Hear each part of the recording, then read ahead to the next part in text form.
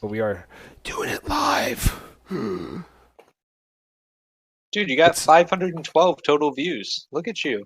Look at me. Look at me. Half of those are fucking Nightbot. Hi, Nightbot. Nightbot's not in here yet. Oh. The other half are me and Chloe. Yeah, basically.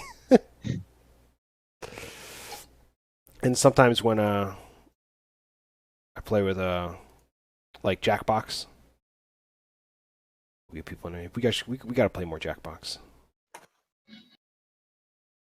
Jackbox is the shit. All right, so who's got a recap? Thanks.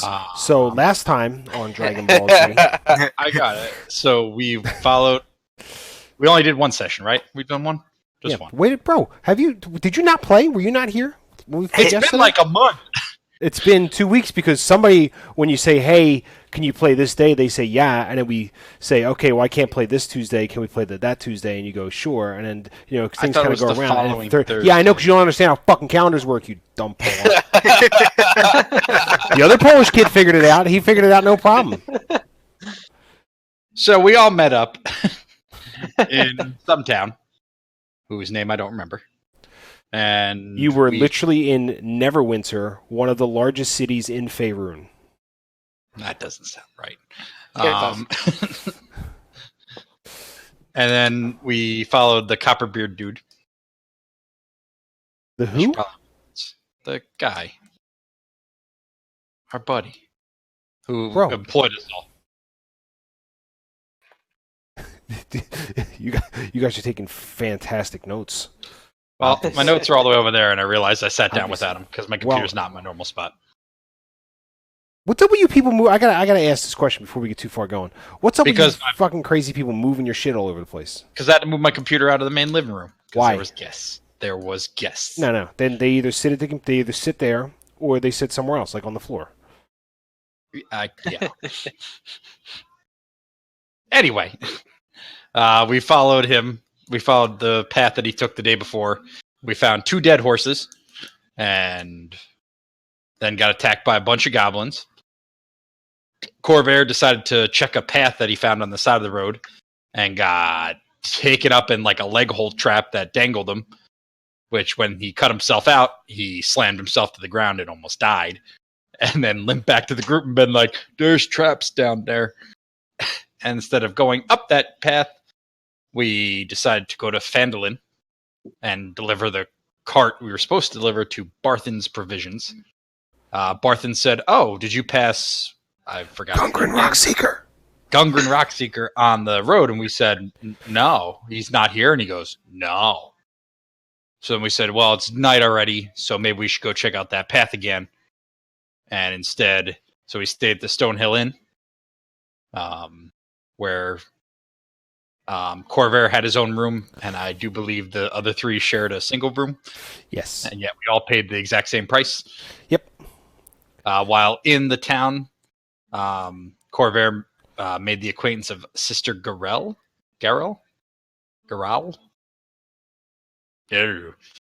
who's part of the Order of the ones who take care of the Shrine of Luck.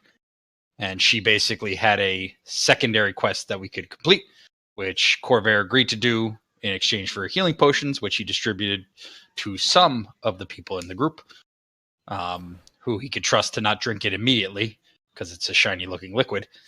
And preparation for us to go back up the Triboard Trail to go follow the thing, where we got our butts kicked by 2 goblins, where we all almost died. Yeah, I cannot know stress. that. I cannot stress enough how they got smashed by 2 goblins. Smashed. Somebody is dropping tokens on their thing. Please. I do not drop apologize tokens in advance. What are they? They are area of effect tokens, like we stated earlier when you guys were dropping them before we started streaming. So let's say I wasn't watching. I know you weren't, but you were in the room when we were talking about it. I You thought don't you have meant to- the player token. Mm-mm. Because on my thing it says I know there's a Gorgo, bunch of them now. You got a bunch. There's a bunch. So anyway, what they are are things to let you basically be able to drop let's say there's a spell that's about to happen and it has a 20-foot radius. So instead of you having to count and how the radiuses work, like if it's a square, it's easy. It's just 10 feet by 10 feet. But if it's a radius, you drop down the 20-foot radius one, and as long as it falls within those little black lines, you're okay. Oh. Yeah, for all the spells you're casting. Yes. I don't need that. You don't. There's no. Unfortunately, there is no area of effect for a goblin or a barbarian with a giant axe. Unless he farts real bad. I got to. Anyway. It might be more of a cone. More of a cone. Anyway. So yeah, what would you like to do? You guys wake up in Phandalin, all rested from getting the smackdown laid upon you by count them, 2 goblins. But they were very big, with pointy teeth. So you adjusted my armor class already. You are all your character sheet is all set up, ready to roll. Good, because I don't know how to do that. Thank you. Gotcha, buddy. You're all set. You got too much time on your hands. I really don't, but build me a house. I did that yesterday after playing Dungeons and Dragons with the other group, but we're playing Dungeons and Dragons with this group now. So you're in Phandalin. You currently wake up at the Stonehill Inn. Corvair, you wake up and go about your normal processes. Gorgo is sleeping, and Bear wakes up with just a glob of slobber on top of his head from Gorgo, just drooling on him. Thorin, you slept okay. You got a full night's rest, but they might have been doing some. They weren't like anything sexual, but something's wrong with these two. Yeah. Hey man, cuddling. There's nothing wrong with cuddling. Yeah, somebody has to be the little spoon, right? Yeah, it's usually me because I'm very little. And technically, if it's the other way, it's a backpack. He's a backpack during the day. Anyway, let's fucking do it to it. So what would you like to do? I believe I didn't give him out, so I'd give Bear a potion or 2 potions. Or no, 1 potion for himself, and then I show him where I keep the other 2 in my components pouch on like my hip. And then I give Thorn 1, and I tell Gorgo 57, if you get hurt, we'll fix you. So you both get you both get a potion of healing, Thorn and Bear. Okay. You will also see in where your attacks and spellcasting is, there's a little thing marked health potion all the way down the bottom. That makes it so much easier when you want to roll a health potion. You literally just click on it, and it'll roll all the stuff for you. And that's a that's a crit success. You're never going to see that ever. But, so yeah, basically this way I don't have to tell you how to roll a 2d4 plus 2, and you go through and click on it and try and figure out how to work the little thing that nobody remembers how to do, and then instead of doing slash roll, it's just much easier for you guys to go click click and on its way. So what are we doing? I'll ask you if everybody's ready, geared up. I'm playing a game, not talking to you. Don't talk to your mother like that. Man. Damn. I'd get slapped. I'm sorry for being short with you. I got yelled at by the rest of the group. That's a bullshit apology. That's a bullshit apology. Now, she's even more confused now. Yeah, good. I would be too. Let's hear a heartfelt apology so we can move on. Be nice to your mother. I know where you live. I I remember things. I didn't even have a second thought about it. She didn't even have a second thought. You don't treat your mom well enough. I know, man. Shit. Yes, I do. Apparently not. Anyway, so where are we going? Did she just call us nuts? No. My brother and my father. Oh, okay. I'm the good one. Listen, you're pretending to be a monkey who's also a halfling. The other guy's some sort of weird sorcerer dude. We have a dwarf and a giant blue man. So let's Watch where the name calls goes. Stop popping your goddamn thing and use the mute on the damn Discord. Well, that switching screens and hitting a mute. Well, then just shrink If your there's a screen down a little hotkey for it, then yes, I'll do it. I will do something with it. Yeah. Oh, that won't let me shrink that much farther. bit. Perfect. You ready to go? Does it do it with mine? We're 10 minutes in and we've done nothing. All right. I asked everybody if there's ready to go, and we'll go take down those 2 guys that destroyed us. So if we can. You going back to the hideout? Yes. Yeah. So you wander out of Phandalin, you go all the way back around, back down the Tribord Trail. It takes the same, I think we said 6 hours or whatever it was to walk from where you were to where it is. It's about a little into midday, and you re-arrive back at the cave. And I just need some marching orders. I would get behind the big guys. So I would be last, because I'm very squishy and I almost died last. We'll put you down here. Is it dark? Yes. It is dark. I'll march next to Gorgo wherever he decides to be walking. We'll just do this. How about this? I don't like. I just got an email that you're live. What? Oh, sorry. Animalsciences. Boom. That's the marching order. Hooray! This goblin shouldn't be there, but he is. He should have been placed a little bit too far to the left. So, you've come back around. You're standing back in front of the Crag Maw Cave, which I just gave you the name of the hideout, so fuck that shit. So, you guys come back around the Goblin Trail and come to the large cave mouth. It's a hillside 5 miles from the scene of the ambush. There's a shallow stream that kind of flows through the cave mouth, which is screened by dense briar thickets to the east, or the right side for Gorgo. A narrow, dry path leads into the cave on the right side of the stream. So this bit right here is dry. You're able to kind of walk over it. The stream's not too deep. What would you like to do? We're going to move this guy down here and retcon that he was never visible. I want to start walking towards the cave. I don't. Well, There's a guy over there. no, there's not. No, there's not.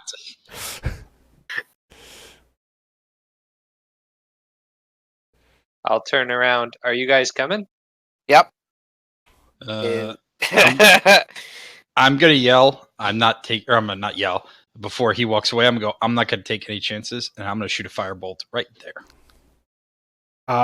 Yeah, so you launch a firebolt. It hits the thicket right here. Explodes, but doesn't. It's like I get it. I got it. I'm reading it. Okay. And how firebolt works. Ah. So whoosh, it goes up, and you create a small fire right here. Because you were all super loud and banging around, I'm going to need some initiative rolls. Now, to roll initiative, remember, you must click your token first, then click initiative on your character sheet.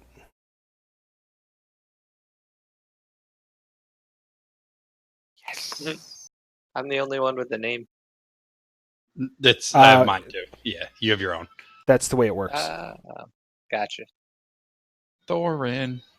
Laze. There he is. Here we go. He got it. He figured it out. Gorgo. There.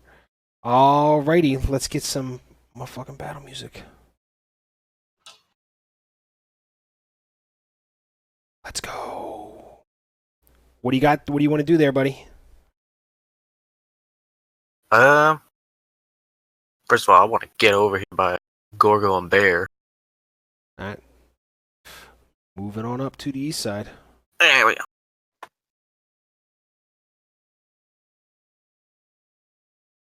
Alright, we are going to adjust something.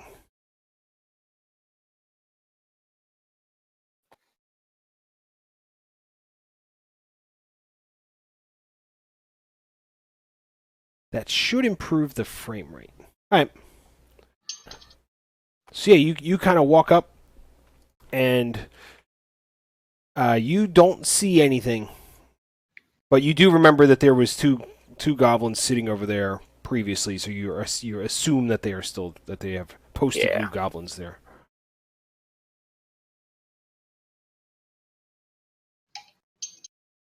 All right. I think. If you're talking, I can't hear you. Yeah, it's. I think I'm. You're cutting in and out.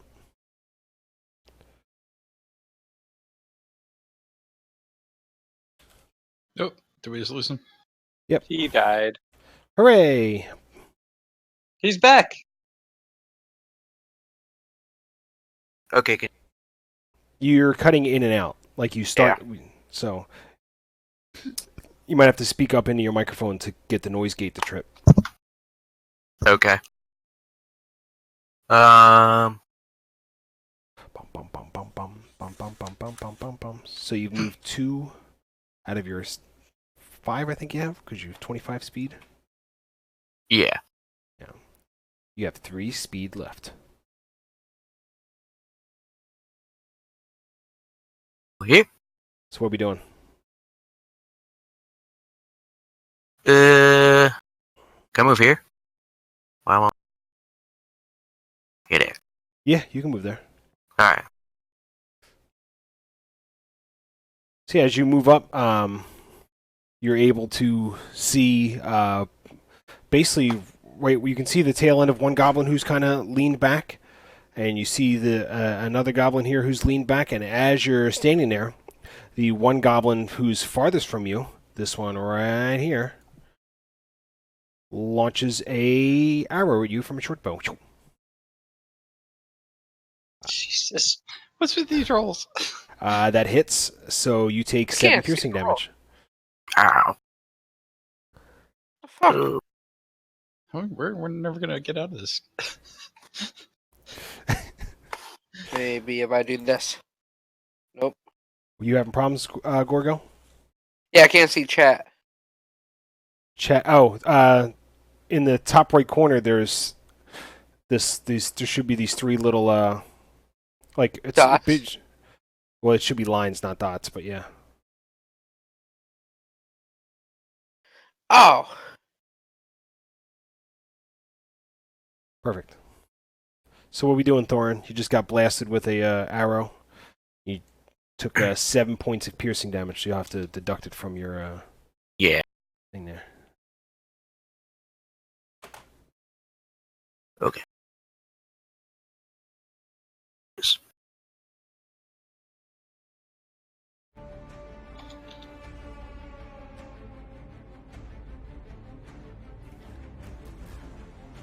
Now, You basically have one movement left. okay. You go one more spot. I'm probably gonna back off a little bit. All right. Yeah, you kind of, after you take the arrow to the chest, you kind of back up a little bit, like, oh.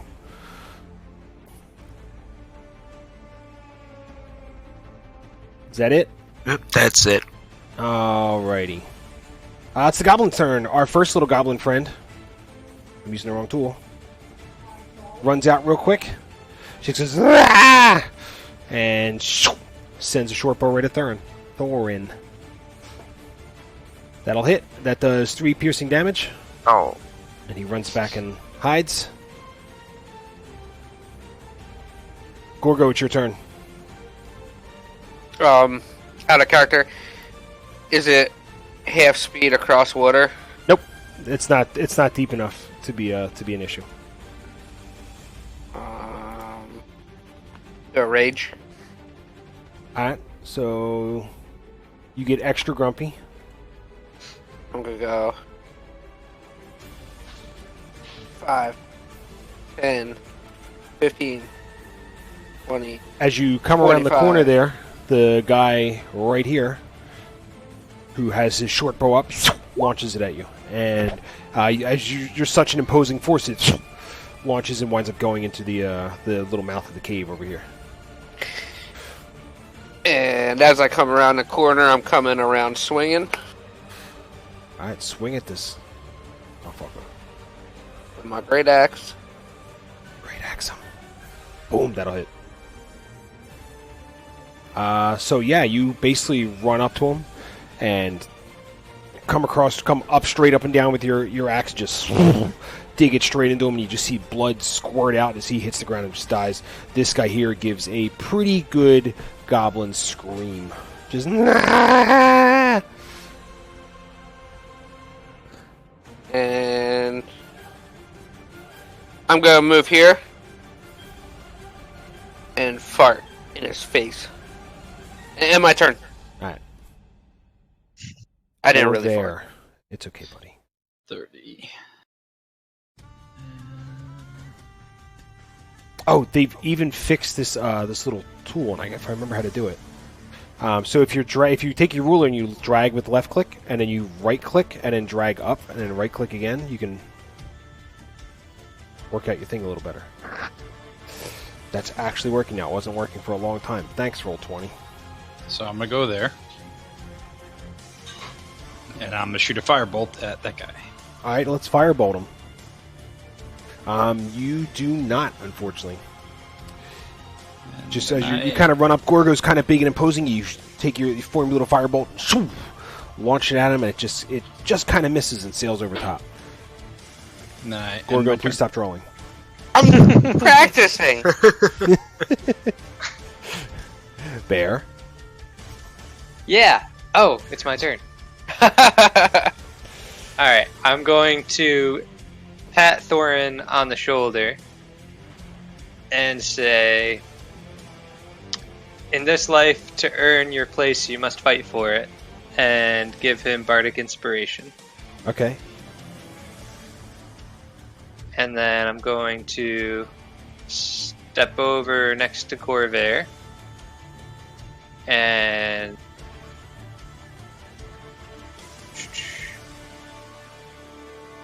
oh, I have a rapier. I'm gonna draw my rapier and I'm gonna step up here. I'm gonna draw my rapier and ready defense up here. Why are you laughing? That's a funny name. Rapier? How old are we? You've been smoking a Stootaloots. You better hope George isn't watching. It's going to test you tomorrow. You all done your turn, Bear? Yes. Thorin, Okay. you're bleeding. It's not looking super great. What do you want to do? Ooh, I lied to you. We're going to give you back 3 health because I just realized your armor class was 18 and the attack was 18, so the second one shouldn't have hit. Oh, okay.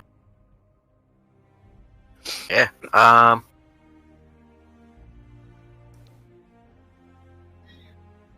gonna turn over here. 20. Yeah, I'll go right there. Perfect. And I'm going to attack the goblin. Well, attack him, man. Get after it. Attack him good. That'll hit. Damn. Damn. You want to click on in the chat window, click on longsword, and it'll roll your damage. Boom.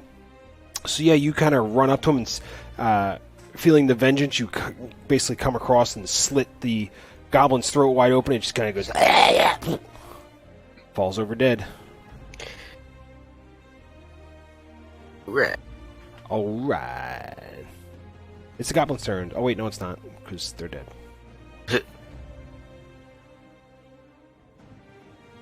Alrighty. Bum, bum, bum, bum, bum, bum, bum, bum, bum. You are free to move about the cabin as long as you don't go like too much farther than where Bear is. Has this guy got anything cool on him? Or shiny? The goblins have really nothing. Just basic, like, kind of goofy looking rocks, couple sticks, nothing of value. I'm gonna walk away. Perfect.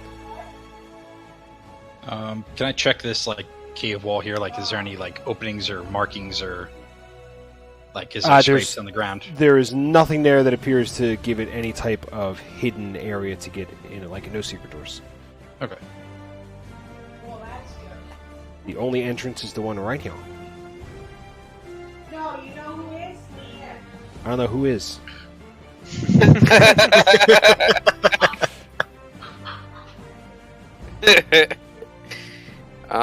Can I use a nature check on this water to see if I can drink it?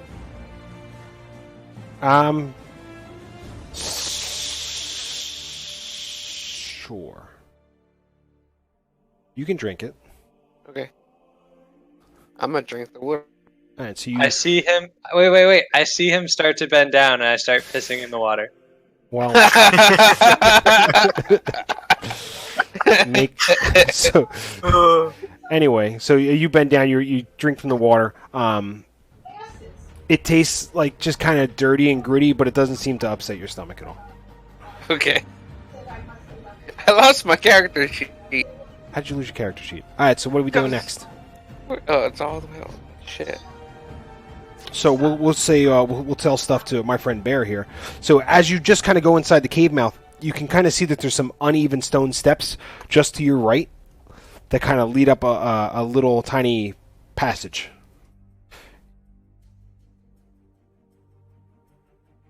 I'm gonna go stealthy, All right, make me a sneaky check. You are as sneaky as you think you can be. and I'm gonna sneaky to the stairs.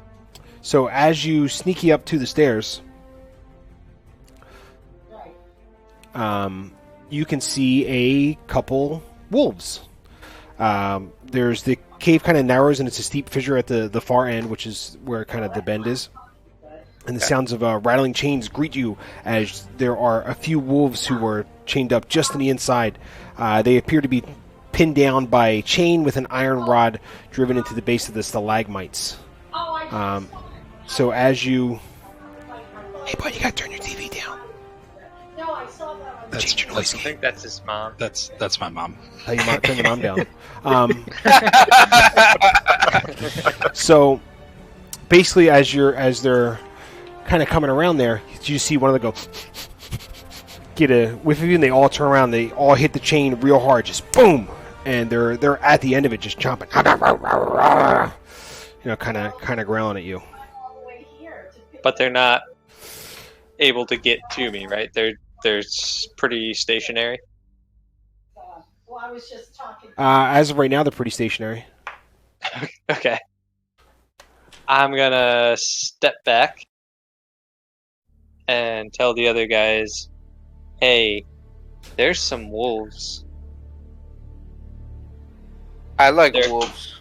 They're in there to the right, and they're chained down. I'm not sure if the chains will hold. They're kind of scary. Well, we can't leave them there because they can release them at us. I think it's a thing for our close range guys. And I look at the two big guys. I didn't see anybody there that could release them. Well, I don't think I'd rather leave wolves at our heels. Yeah, but if there's nobody behind us to release them, if we continue on, they won't get released.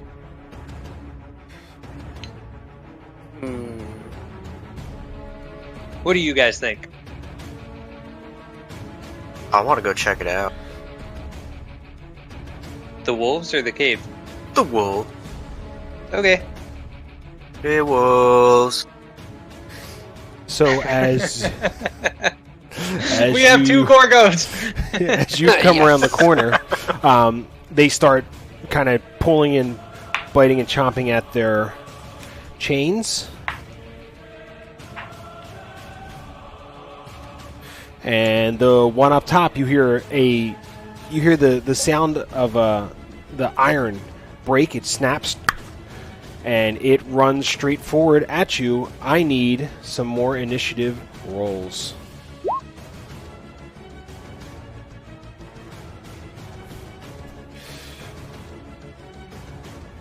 Hey, Gorgo. I'm working on it. Gorgo did it. Alrighty. So, as the first wolf runs at you, it leaps and tries to bite you. Chomp. That hits. I need you to make a strength saving throw. Actually, I don't need you to make a strength saving throw. So as it runs up, it kind of bites you, and it just kind of tears you. You see Bear, you see this flash of blood as our friend Thorin gets tackled over by the wolf. It lands on top of him and just turns and growls at you, and he is unconscious. Bear. I'm gonna look at Gorgo. We need to save him and give him bardic inspiration. Perfect.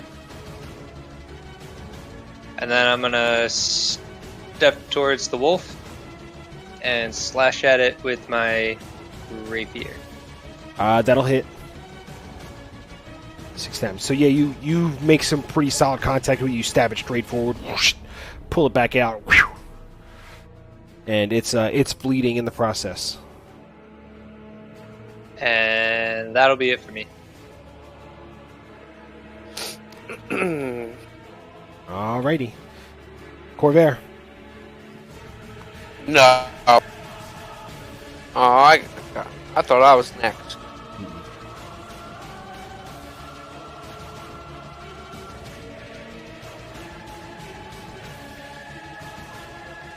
He's muted. He is, so I'm not going to count that as a... I said I was going to step here and then cast Frostbite at him. Would you like me to re-roll? No, we'll let you slide this time, but make sure that we can hear you. Sorry, I'm trying to limit the outside noise. It is what it is. So the wolf needs a Constitution save. Target takes 1d6 cold damage.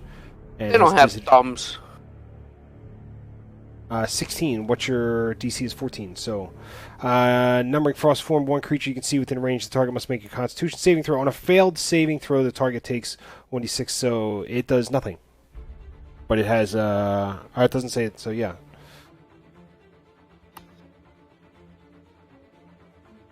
Nada. And then I'm going to go... And I'm going to go 5, 10, and end my turn. And look at Gorgo and say, there are wolves in there. Okay, Gorgo. So the Bardic Inspiration, what does that do? Bardic Inspiration lets you add a 1d6 to an attack or an ability check. It lasts for 10 minutes. Thank you. It lasts for 10 minutes. You can basically make your roll, and if you think you're within a 1d6 range, you can then decide to use your Bardic Inspiration. But is that the attack or the save? Whatever you any attack or ability throw.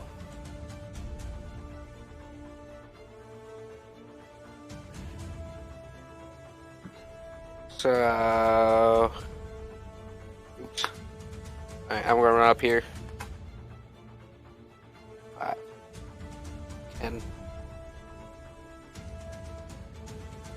and You cannot I'm gonna occupy use- the same space as Bear. You are out of range. Even though he's a halfling? I'm pretty sure you can. He cannot. I can't go here either, though. You can. Well, he's unconscious, so you can technically. I'll let you stand over top of him because he's unconscious. But nah, you know what? We'll call it like it is. You can't occupy the same space as him. You can move past him inside to the cave mouth. Oh, okay. Yeah, you can pass him, but you can't. I'm gonna go in. I don't know if I should wield my axes. You have your axe drawn, so to. Yeah, I have the great axe drawn, so it makes sense. Alright, I'm gonna go after the biting one right next to me. Perfect. Try to chop That'll him up. hit. Well, your rage isn't on there, but the 11 definitely does it. You basically just come up and just cut his head straight clean off.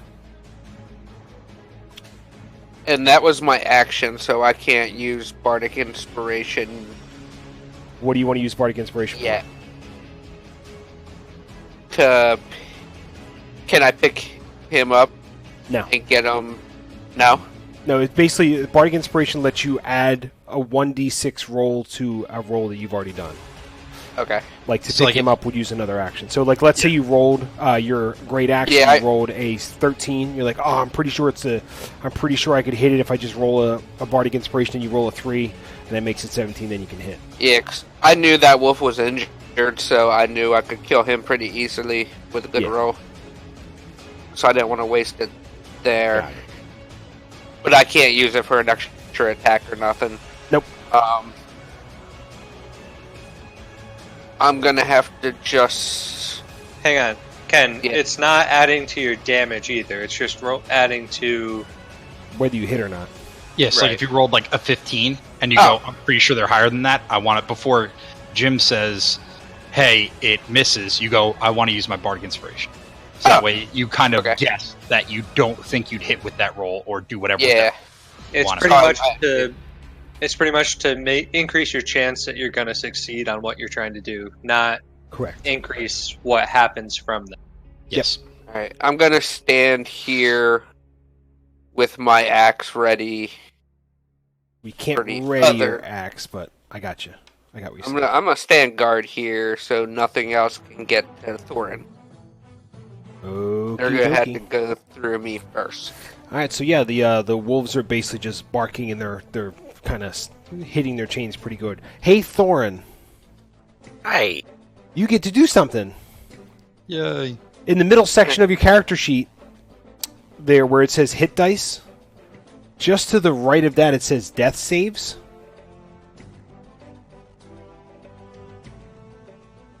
You see it there, buddy? Yeah. Alright, click on death saves for me. Okay. You fail, so click on one of your little failure circles. If you fail 3 of them, you die. Can he use Bardic Inspiration on... No, he's literally dying. Okay. It's an ability. It has to be on ability checks or saving throw, so... okay. I don't think he can use Bardic That's why I was Inspiration confused. I didn't know if... Because he's unconscious. He's unconscious, so he technically can't choose to... Yeah. Alrighty. Sense. Wolf's turn. Nope. So the wolves are sitting there, and they're hitting the chain, and they're just slamming into it, boom, boom, boom. But not one of them has worked their way loose yet. But you do see that the pitten that's holding them in is, it's bent. It could snap. Bear, your turn. I'll turn to Eris and say, they might get loose. Let's put him down. I will step this way. Okay. I'm all dark, but I think I remember. You are on top of the stalagmite, so you can't go there. Oh, that makes sense. But that's where I want to go. I'll go around the whatever. That's fine. Stalagmite. Yes, stalagmites on the bottom, stalactites cling tight to the ceiling. I remember from the M in stalagmite looks like a stalagmite, and the T is hanging down. I'm gonna slash at him with my rapier. You hit him. Dum. So you stab him, and it makes him, it hits him. It doesn't make him bleed, but because he's kind of fighting, but he's chomping and biting at your rapier as you draw it back. That's literally the worst I can do. Is it? Oh yeah, crit fail. Yeah. That'll be it for me. Corvair. I'm gonna go here. Did I see where Thorn put his health potion? I hand it to him. You have one. Alright, well, I'll take one of my 2. Just trade it out later. Pour it in his mouth. Alrighty. Roll me that health potion there, buddy. Ugh. 6. That's fine. Congratulations, Thorin. You are no longer actively dying. Hooray! But you are laying down, which isn't a better spot. It's a slightly better spot to be in because you're, not actively dying. So let's get rid of your death save. And, okay. Was that my action? That's your action. Alright. So you basically run up, pop the cork, glug, glug, glug, glug, glug, glug, glug. And Thorin kind of snaps back to being conscious. That's as an action. And I'm going to end my turn. Perfect. Gorgo. Well, I see Bear's life is in danger, so now I'm gonna have to rage. Alrighty. We are wrong one. You are a Raging Cajun. Go up here and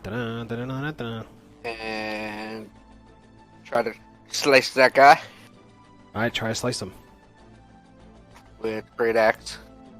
That does not hit. So you come up and you just try and swing, but the wolf is, still kind of biting and gnawing at the rapier of Bear, and you miss. Yeah.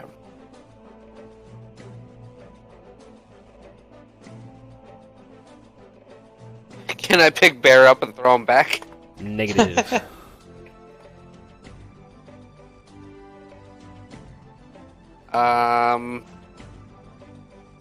Can I... Okay, I have my turn. I don't think I could do anything else. You basically used your action. Thorin. Okay. Yeah, I'm still on the ground, right? Yes, to stand up uses half of your movement. Okay. I shall stand up. And So half your movement rounded down. So you use 2. So you have 3 speed left.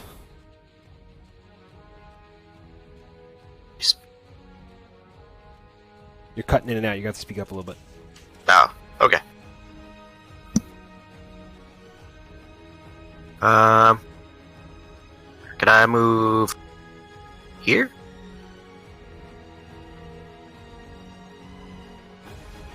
I don't see where you moved to.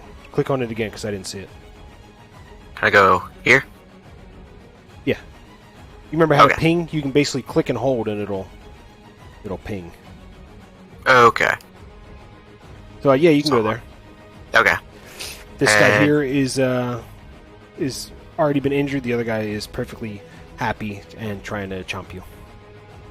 I'm gonna try to go for the injured one. Alright, go for it. You know what? That definitely hits. And that definitely kills him. feeling Yay, Bear saved. Feeling for retribution, you come up and just honk and lop off its head. It goes right to the ground in a bloody mess. Okay, that ends my turn. Perfect. It's the wolf's turn.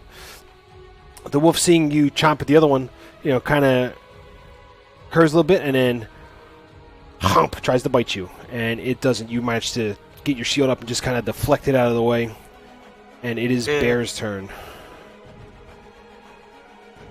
I'm going to Run. No. I'm not Eris. Oh. I'm gonna cast Vicious Mockery at the remaining wolf. Alright, so it's a DC Wisdom save. He doesn't understand what the hell you said. He just kind of looks at you and looks right back at Thor. Oh. And then I'm gonna walk back around the thing to Corvair and say, "There's one more." And that's it. Corvair. I'm going to move here. And I'm going to cast Firebolt. Firebolt. That does not hit. Ugh. So far, the only thing you've hit with the Firebolt is the bush. So, Pretty much. you launch your Firebolt, and because it's still kind of pretty low, you misjudge the distance, and you just shoot it over the top of the wolf. And I look back at Bear and I go, there's still one. And I have my turn. Gorgo. Gorgo's gonna try to get, give him the scars like the Joker got. Okay. His great axe. That'll hit. You don't quite give him the scars, but you do cause him to bleed. How about you slice him along one side so he's got one smile on one side. Okay. A smirk. It's at smirk level at this point. He's smiling. I made him happy. Sure. And I end my turn. Alrighty. Thorin. Alright, I'm gonna give him a good old slashing. Give him slashing. That'll hit. And you basically just come up and slash her on the other side, and you give him the other smile on the other side. Yay! Yay! I didn't think we killed him. I was like, oh shit. All right. So my computer's really hot. That's not super great. No. Ow. Yeah, so the wolves are out of the picture. But as... Yeah, I guess, that's it. Oh, wait. Can you... He can see you guys. So... Well, that's it. Bear, it's your turn. Alright, so... I can see, like, Drop the the little beat out. piece of him. Does that mean I can see him? Make a perception check. Oh. Perception. ABC. You as you're kind of seeing her, you see a goblin head kind of poke in and out once or twice. Alright. I'll turn to Corvair and say, more goblins. And then I will...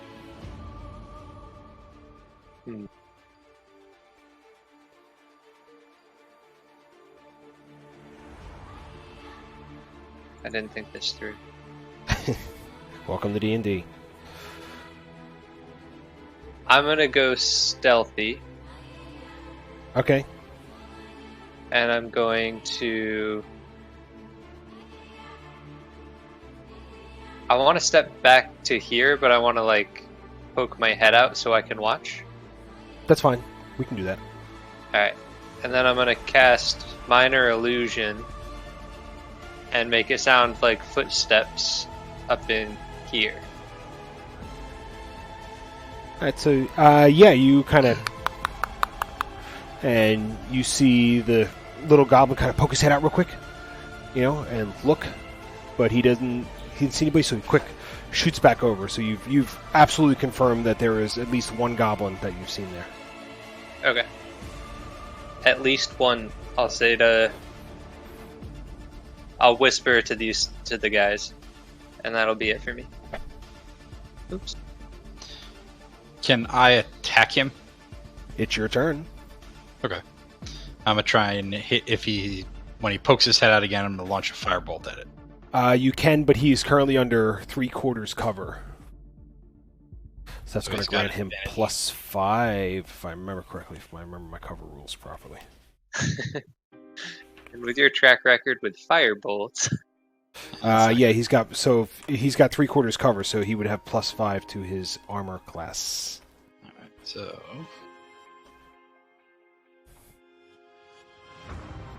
So, would this give me... So if I go there, would he still be in cover? No, you'd be able to see him better from there. Alright, so move to here. And then hit him with a firebolt. Alright, attempt to hit him with a firebolt. So you come around the corner and you load up and you blast the firebolt and he's pressed against the thing, but you hear a squeal as it makes contact. Yay! Yay! You see him kind of patting himself off, and he gives a yell. And I'm going to add him to the initiative order that you guys can see. I don't like where this is going again. Alrighty. What do you got? And then I'm going to go back to here. Perfect. And I'm going to go to them and go, I finally hit one. And then my turn. Alright. Gorgo. Well, still raging. Yep. I heard he said he finally hit one. So I'm thinking it's pretty damaged. So I'm going to go... Yeah, you poke your head out and you basically you hear the sound of the goblin going, ah, shit, ah. I'm going to go 20... And 25. And I can clearly see him, right? Yeah, you're standing 5 feet from him. And I am going to pull up my character sheet. And I'm going to dance for him. No, I'm kidding. I'm going to hit him with the Great Axe. No, you do not. Huh? Because I got... Oh, no, you're raging. You're right. I'm sorry. Yeah, that'll hit. So, yeah, as you kind of come up and you do a little jig, and pop! And you basically just bury your axe into the side of him, which buries him into the side of the wall. You pull him down, and all his insides are now on the outsides, and that's not a good look. They're not supposed to be there. I mean, it's not Halloween. Now, do you see what I see on mine? Like, around up? Yes. So, but it's like dark still, right? Yeah, I can see, exactly what you see. But I can't see it that good, right? No, basically 20 feet from you. Like this, are you talking about this guy up here? Is that what you're trying to tell me? Yeah. It's up, that's up 20 feet, so it's pretty dark. So you see a shape of something up there that appears to be small. Then I'm just gonna, wait, I went 5, 10, 15, 25. I'm just gonna...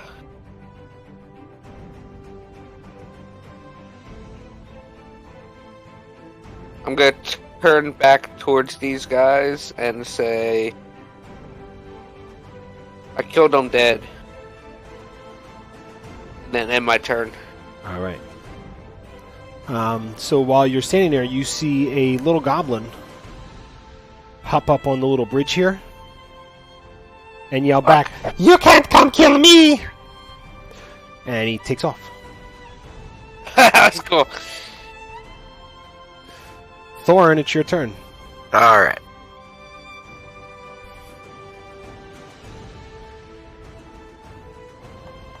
I am going here. Okie dokie. So yeah, as you kind of round the corner there, you see the overpass. The stream kind of continues up beyond. You can see a set of wooden steps. Another set of steps. They're pretty uneven, and they kind of bend around. And you can hear the sound of the water of a waterfall coming from that general direction. The bridge is roughly 20 feet above the stream. Okay.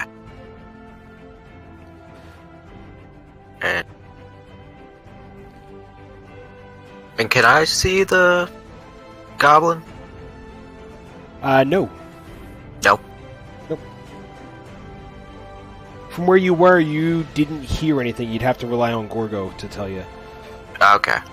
But Gorgo kind of nudges you and points up to this right here. Oh, you mean the guy on your left? Yeah, that guy. You can just see like a rough shape. Okay. Because I don't think you have... I know you do have dork vision, so... yeah. I think we all do. Yes, I believe everybody has dork vision. That's like, I wasn't sure if I could see like just like a silhouette, which I'm kind of like dim-witted, so it wouldn't really pop out at me. Basically, the way dark vision works is you can see fine for the first 20 feet, and after that, up until 60 feet, everything's like kind of it's like it's grayscaled. Yeah, it's not. Yeah. Gotcha. All right, I am. That's where I was getting at before. Perfect. Hey, Bear. Yes. It's your turn. Okay. I'm gonna follow. Can I say now, tell Bear that there was a guy up here mocking me? That's fine. Yeah, as he There's a guy up here. He was mocking me. He was a dick. What do you say? That I can't kill him. I'll say sounds like a trap. And end my turn. Alrighty. Corvair. I'm gonna go. So let me describe the rest of that room for you in case I haven't already. No, I think I did. Yeah. I did. 5, 10, 15. Step near 20. 25. All right. So if you go up that hill, you're going to have to make a strength check to climb it. It's 10 feet up. It's going to be slightly difficult to climb up the steep passage. Well, I just want to peek up here and go, there's a passageway up here, too.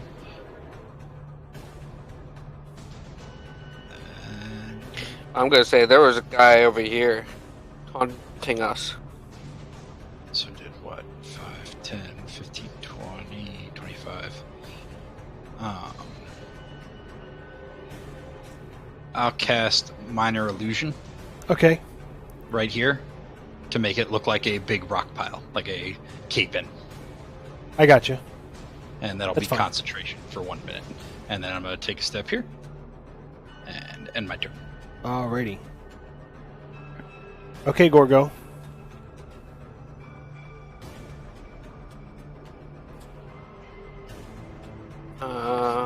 I gotta look at... What's my speed? I got 30, right? You have 30 speed. 30 speed. Oh, just in case. But 30 DKP minus. 50 DKP minus. No, only 30. Only 30 DKP minus. Yeah, I know how minor illusion works. Well, for those viewing at home. Fuck the people viewing at home. Said it's gonna be... It could be a trap. So...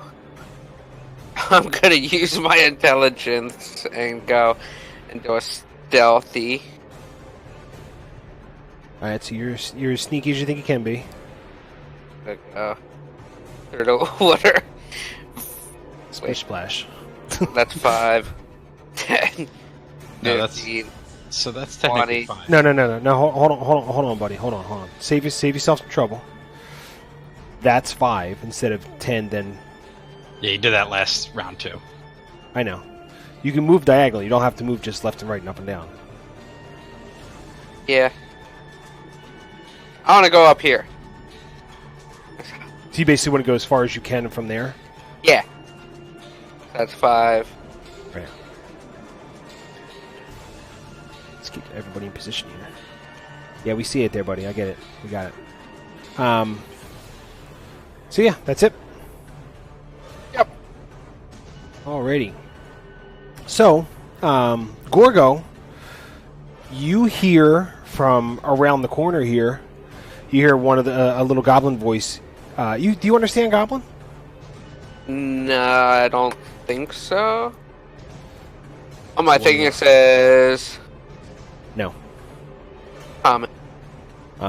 You know, common and orc. So you just hear that, and all of a sudden there's this loud of water.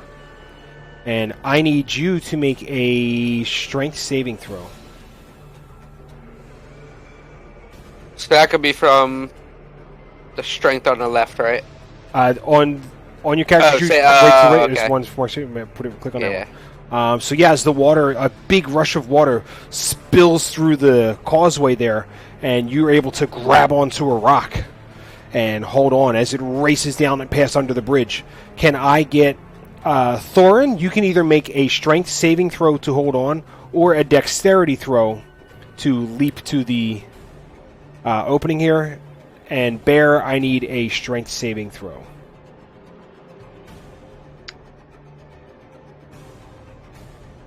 Alright, so Thorin and Bear.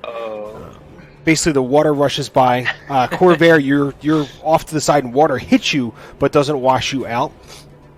Whereas these two guys here basically it's like they're getting flushed. They get knocked prone, and they are pushed outside of the mouth of the cave there. Like a toilet. Basically, yeah. And I clicked it too many times. And you hear a little yeah when you see a goblin. Can you see it? Yeah. You see a goblin basically run over, and another goblin kind of run out. Stands at the top of the stairs, pulls out his short bow, and just I told you can't kill me, and shoot you. That hits. Hit. You take 7 piercing damage.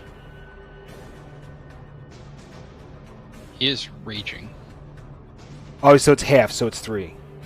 Well, he didn't make an attack this turn. No, I didn't. So Oh, so he has to make an attack? have to I make thought an it's attack. only if he can. Has to. How much damage can a short bow do? It's 1d6 plus dexterity for their proficiency. Jesus. They're doing really good. They are doing really well. Thorin, you are knocked prone, so to stand up, it's going to take you half of your movement. Okay. Round it down. Again. So 10 feet to stand up, and then you're free to move 15 total feet. Alright. I shall do that. Boop. Alrighty. What do you want to do? And my turn. Alright. Hey, Bear. Yeah. What do you want to do? The same exact thing. Alrighty. Stand up and half your movement speed. And see, you guys stand up and you just kind of shaking the water off as you're running back inside. Corvair! I'm going to go here. Okay. Because I'm figuring our friend Gorgo needs some help. You might. And I'm going to cast Chromatic Orb. Alright, so as you run up there, your minor illusion dissipates. I think it's... because this doesn't need concentration. Yeah, but you have to be within 30 feet of it. Oh, right. So you're hitting the first guy here? Yes. Alright. Yeah, that hits. And I was going to do it lightning damage. Lightning? Okay. Good fucking googly moo. So yeah, you basically hit him. He gets pretty shocked because he's a little wet from some of the after splash, and he just basically fries and falls down dead. Is that the one who yelled, "You can't kill me"? Yeah. I look at Gorgo and go, "We killed him," and then end my turn. Gorgo. What? Your turn. You're my best friend. I'm gonna run 5. Can I hear that? No. 10. As you round the corner there, the goblin right here peeks out from behind his little stalagmite and launches a short bow attack at you. And because he just saw all the lightning damage and just blows it way above where it was. Misses. And with this guy that I saw, Yep. I'm going to use my great axe. Alright, great axe him. That'll hit. And a good fucking googly. Coming around swinging. You come around swinging, you pop his head straight off, and it just hits the ground. And there's blood is pushing into the little causeway there. That's max damage. So that was... I'm gonna go 5, 10, and tell him I see more. How many? There's more. There's more over there. That's how many?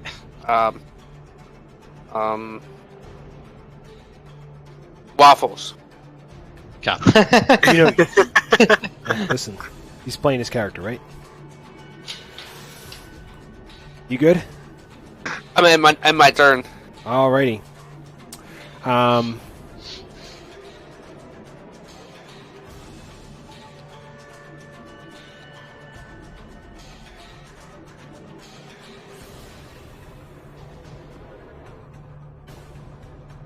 Alright, so as you're standing there, you hear another of water rushing. Gorgo and Corvair, I need strength saving throws.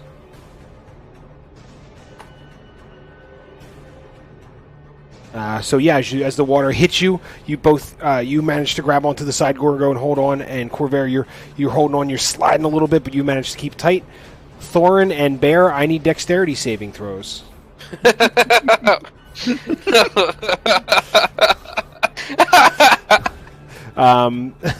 Thorin just puts his hands on his hips and just stands there as the water hits him, and it manages to deflect some of the water away. And Bear is also able to not have to move too far, but you guys, I'm gonna have to move you in because technically the way it's supposed to work is you duck inside here. Okay, Thorin. All right. Let's do that hockey.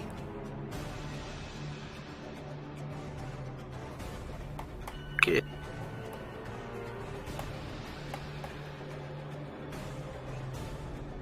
What are we doing there, buddy? Okay. Going over here. Walk up to the ridge. Now I'm just. And I have my turn. Alrighty. Bear. I'm going to hop up onto this goblin, and then my turn. Alrighty, Corvair. Can I see him?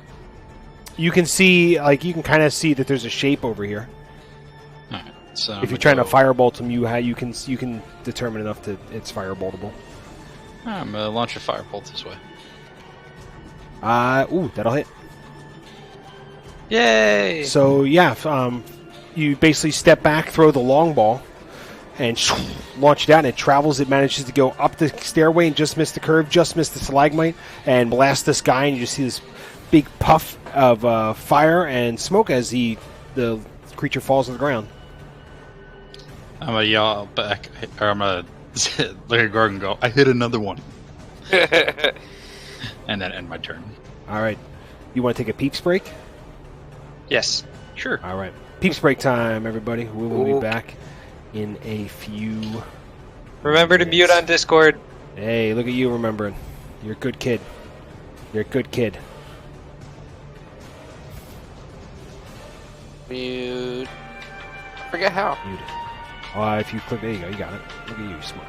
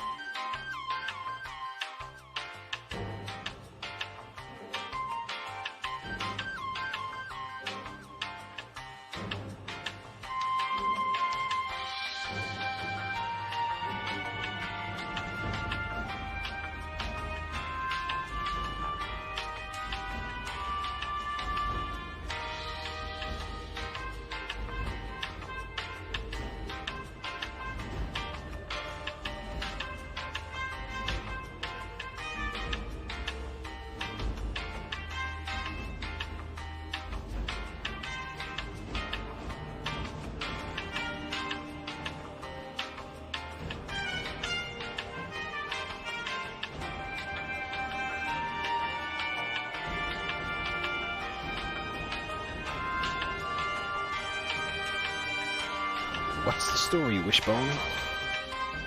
What's going on, chat? How's everybody doing? I think everybody in here might be a bot. Oh well, it is what it is.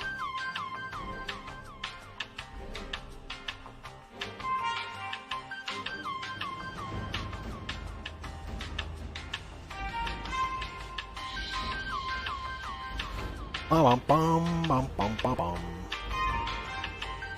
Can't believe I almost killed him again.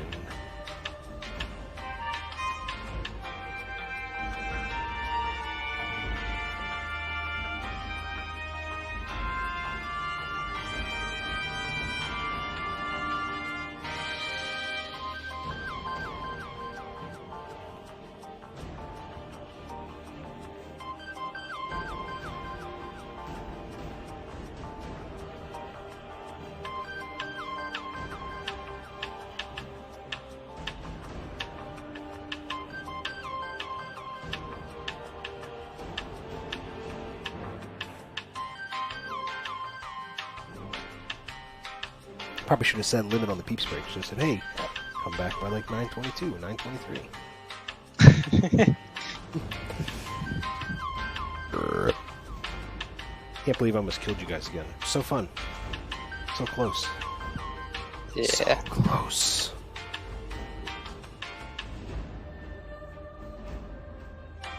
Bum, bum, bum, bum, bum, bum, bum, bum,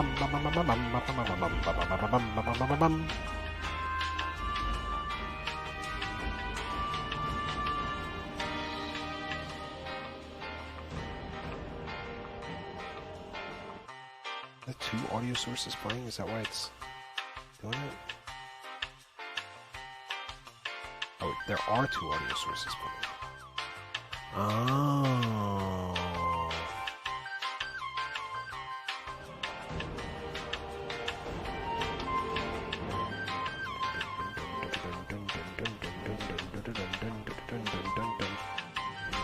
Everybody must be taking a big old shit.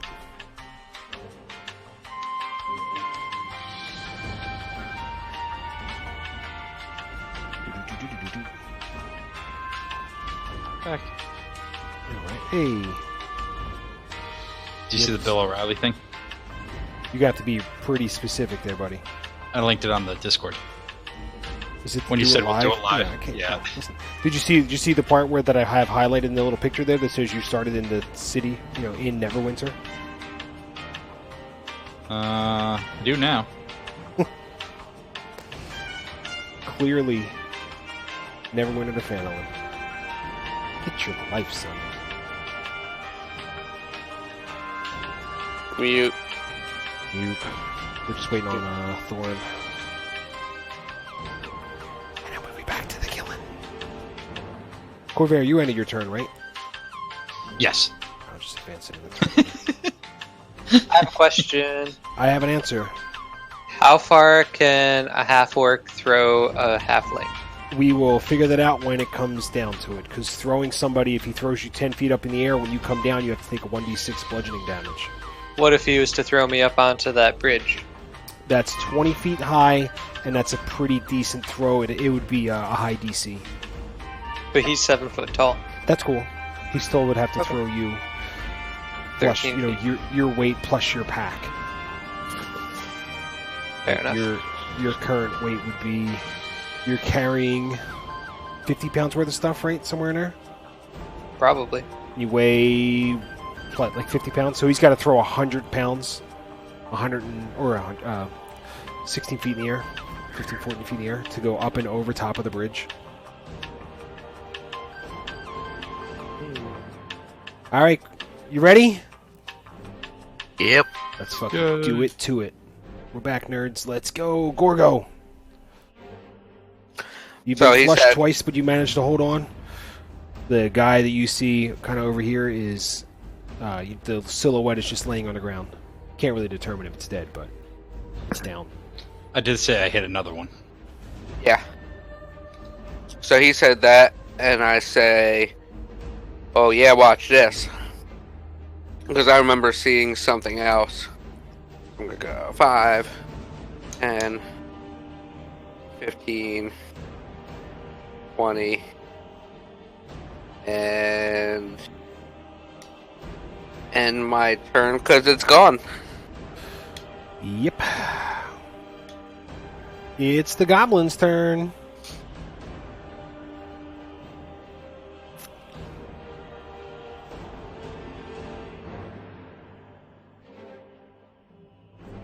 Thorin, it's your turn.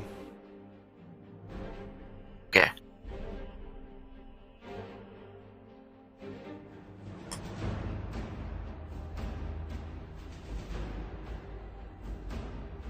So same thing as you kind of come up and around the corner there.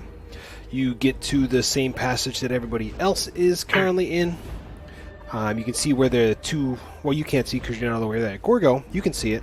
You can see where there are two giant pools of water came from. And there's the waterfall that's coming out of the easternmost corner. There is an exit to the south that you can see over here. There's some steps over here. And the path you're currently on leads to the bridge. Okay, my turn. Alright. And I remember this from last time. So because Gorgo is up here, I'm just going to reveal them now. This way you can actually see across the bridge. Perfect. Bear. Seeing the bridge up in front of us and the pathway off to my left, I think that the path might lead to the bridge, so I want to climb this pathway. Alright, it's going to be difficult terrain, so basically it would 30. be 5 to where you were here. Yep. 15. 20. And the climb all the way up would be 30. Can I see him at this point? You see that there's things up there. Oh no, you're within 20 feet. Yeah, you'll be able to. You can basically see Goblin. He's not looking at you. He doesn't know you're there. Okay. I would like to.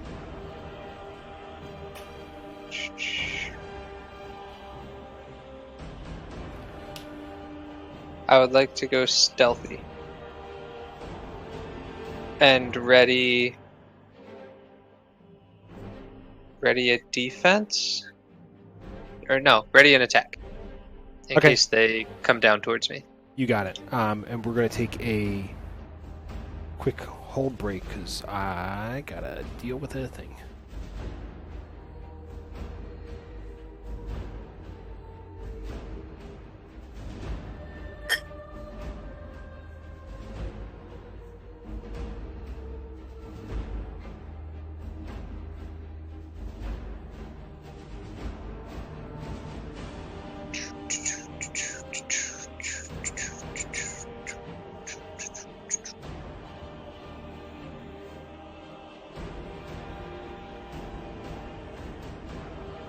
We're not dead yet.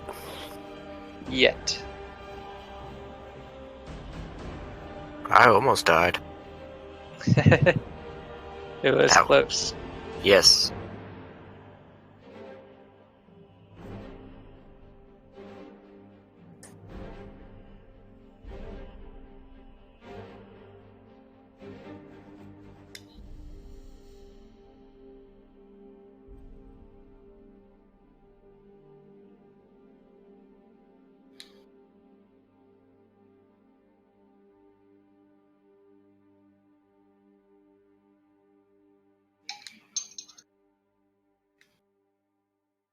Beer. Yep. Nom nom.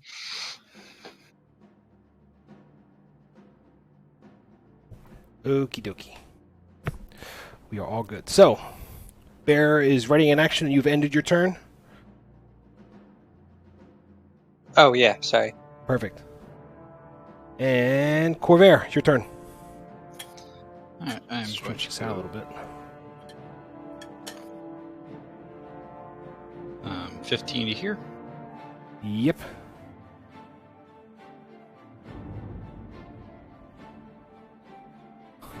Yay, nay. 5, 10, 15, 20. Yeah, you can see him. It's just he's kind of grayed out. You just basically see Goblin kind of poking his head back and forth. Well, it worked last time, so why not again? Well, yeah, so the second one, this time you go to launch this one, and you ready it up, and you launch it, and you right-handed or left-handed? Left-handed. Right-handed. Well, so you basically blast this full bore, like just parts of the stalagmite kind of fall over. And then I'm going to go here. And as I'm passing Gorgoko, there's still one over, and I point to that end of the cave. Perfect.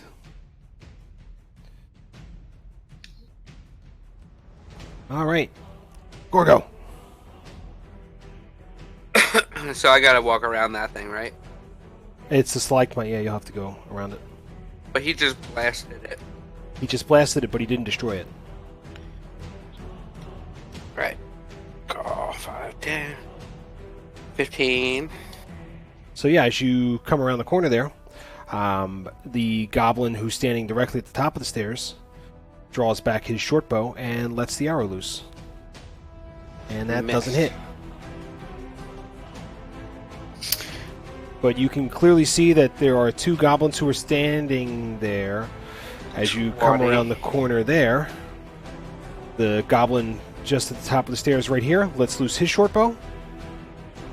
15 meets it, beats it. So your DC is 25. Hold on, buddy. You take 4 points of damage. Or 3 points of damage from the first guy.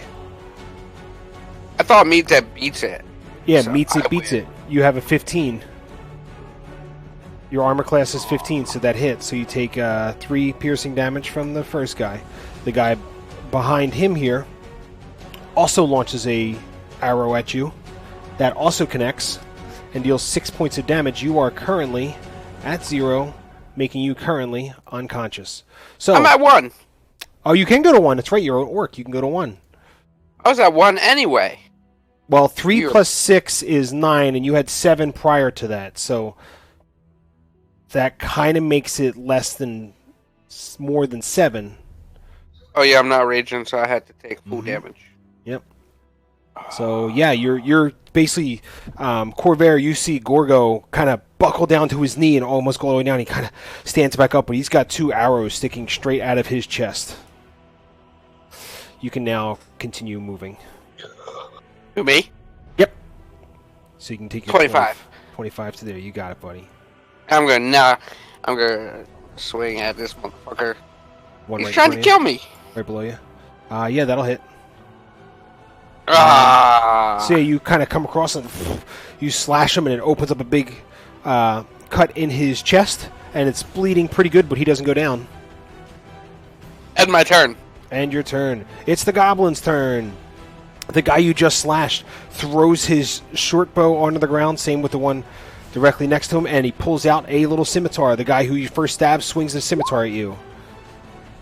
Miss. The second one follows it up with a slash across, and that'll hit, and that'll knock you unconscious. Bump. So you get slashed. A big kind of blood spur happens. You don't hear anything. You just hear nothing as you hit the floor dead. And around the corner here comes a wolf, just full bore running. Runs around the stalagmite here and sees our friend Corvair and leaps to bite him. That'll miss. 14, really? That misses? Mm-hmm. Damn. That's why I picked that sorcerer. And Thorin, it's your turn. Okay. Bear, you have no clue any of this is happening, by the way. I am aware. I'm aware that I'm not aware. All right. So, Thorin, as you run up, you see that Gorgo is laying unconscious. And I attack the wolf. Go for it. That'll hit. And you run up and slash it and open up a big cut. You manage to cut where its neck is and open its jugular and just pours out. And the ichor and the insides are dead. Alright, I am my turn. You done? You end your turn? Yeah, I am my turn. Perfect. Bear. Alright. I'm gonna cast Sleep. And I need...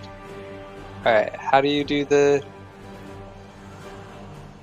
It's 20 feet. I'll have to look up. Is it a radius or is it just 20 feet? 20-foot radius. So yeah, basically take your little... You're going to go to little area effect there, grab your 20-foot radius and drop it. Try to center it in a point where... That's a 5-foot radius. There you go. Oh, jeez. Wait. That seems really, really big. It's a radius. Yeah, it is.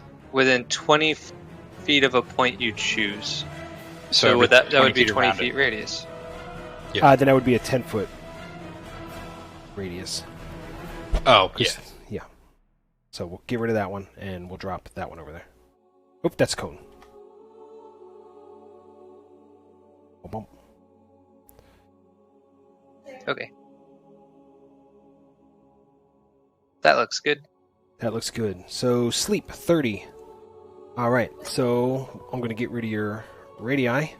You see the guys kind of go, and they stretch a bit, and the one you see lays down. Okay.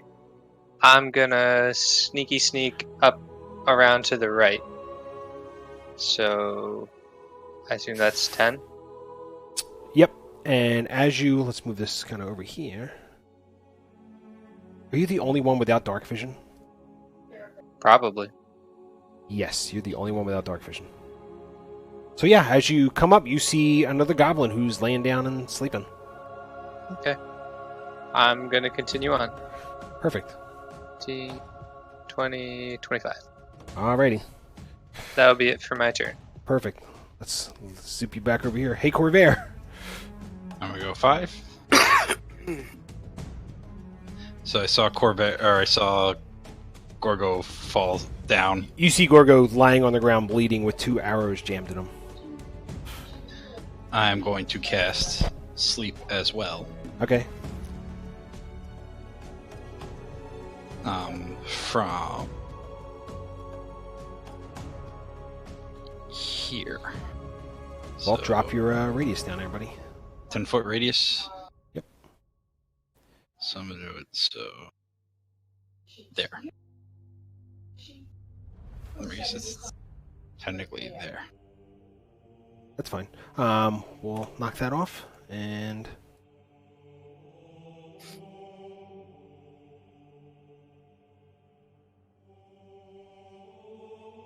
Yeah, you see the guy rub his eyes a little bit and lay down and go to sleep.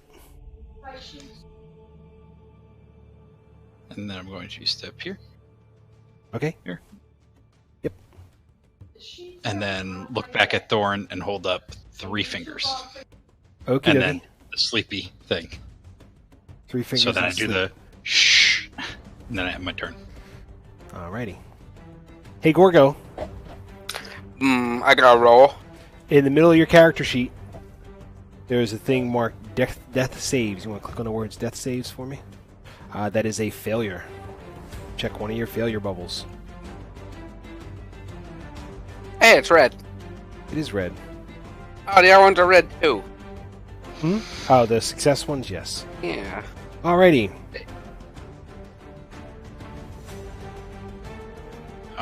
What's the lowest you can roll? 1, but that's a crit failure, which counts as 2. So don't crit fail your next roll or you're dead. So what do you have to roll to win? Above 10. 10 or basically, yeah, above 10. That's hard as hell. It's 50-50 chance. So it's literally 50 chance. The goblin who's sleeping right here, you don't understand goblin, do you? I think Bear's the only one who does. All right, perfect. I don't either. I understand, God. Oh. Well, you're a little too far away. Hey. You basically see the one laying right here kind of get like kicked a little bit, and you just hear a like grunting kind of, and it stands up and holds up its scimitar and 5-10 runs out to get you. And I need the character sheet and swings its scimitar at you. Meets it. Meets it, beats it. 6 slashing damage. I am not looking so hot.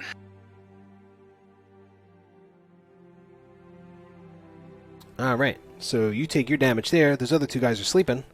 5, 10, 15. Kick. Oop. Kick. 5, 10, 15. 5.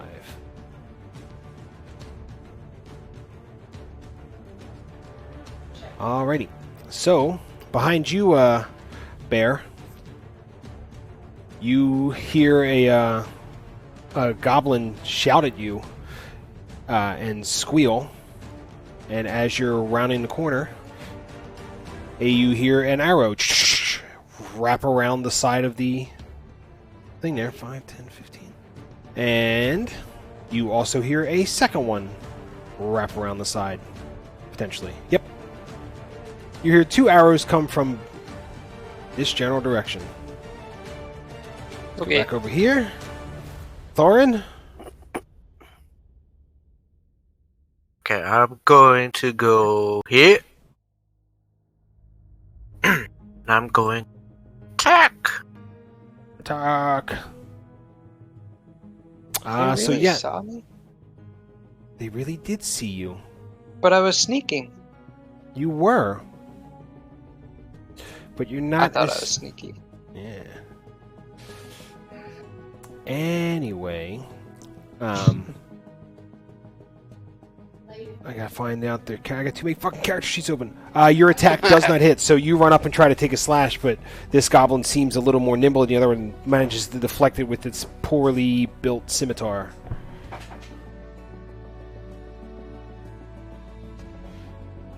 Does that end your turn?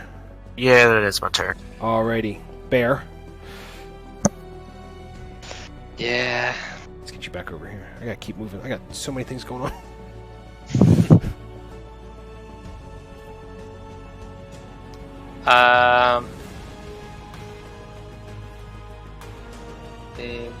Okay.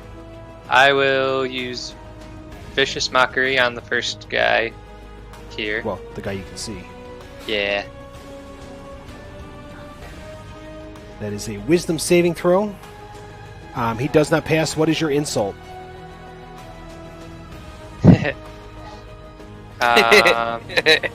You 6-piece chicken McNobody, and he goes, ah! Nah. Anyone who ever loved you was wrong. Ah. And you see him kind of flinch, and a little baby tear rolls down his. And then I'll run off down the bridge. Perfect. And that's it. All right. Corvair. Can I drink a health potion and still do an action or no? Drinking a health potion uses your action.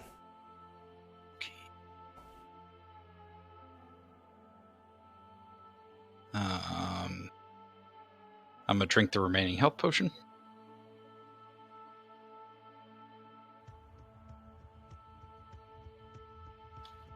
Okay.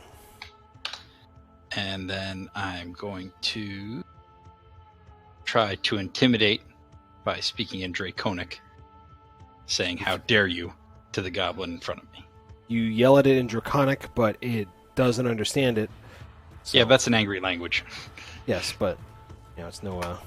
You can't actually intimidate it because you've already used your action. Oh, that's an action? Mm-hmm. Oh.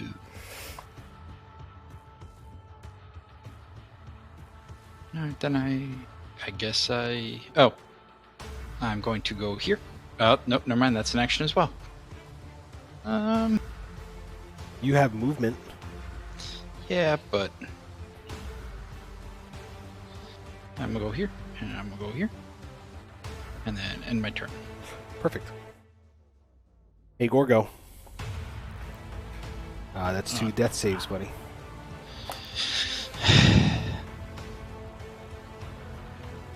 And my turn. Well, it's Goblin turn.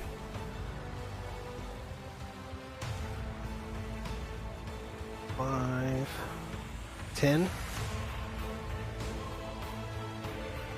You see, Corvair, you see this kind of big-looking motherfucker come around the corner. Man, I wish I saved the spell slot. He looks at you and just shouts in a language you do not understand and steps forward. What the fuck is that? That is... We're going to send you to the back real quick. Oh, no, I can't because we're just going to move you over here temporarily. Then we'll slide you back. So, our big friend here leans forward and yells at you in Goblin. And when you don't respond, yells back at you in Common. Once I find his little thing here, he says, "How dare you defy Clarg? Clarg will build a throne from your bones, puny one!" And picks up his giant fucking Morning Star and El Kabongs you on the top of the head. He doesn't. With his bravado, he is unable to make contact. Because he's a little bitch. Well, I gotta move some other stuff. Thorin, you now see a big-ass looking gruffy bugbear.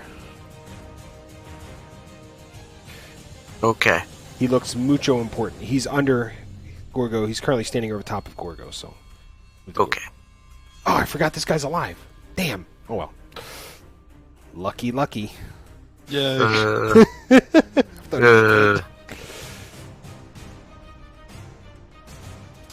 move Gorgo out of the way again. Okay, I guess I'm gonna go for the big guy. That's probably best. Yeah.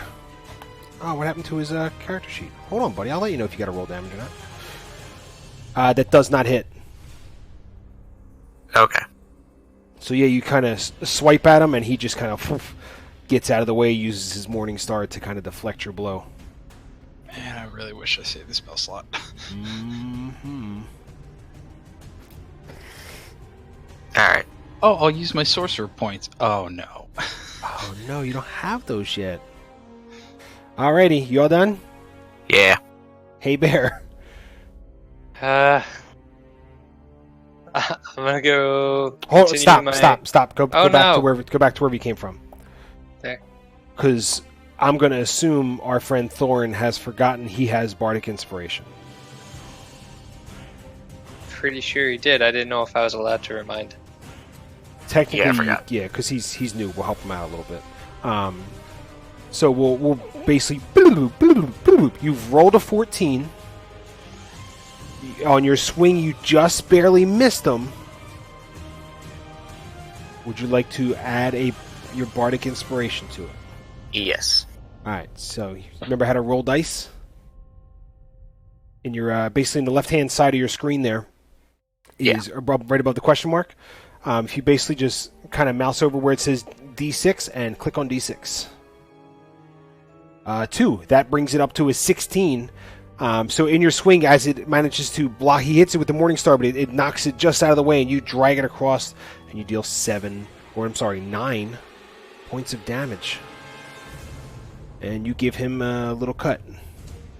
You've now used your Bardic Inspiration. You shaved part of his beard. Oh, actually, listen. I can show you what he looks like. Cool. Cool. That's a bugbear? That's a bugbear. All right, Bear, you are free. Bugbears sound cute. He's Quiet, not dead cute. man.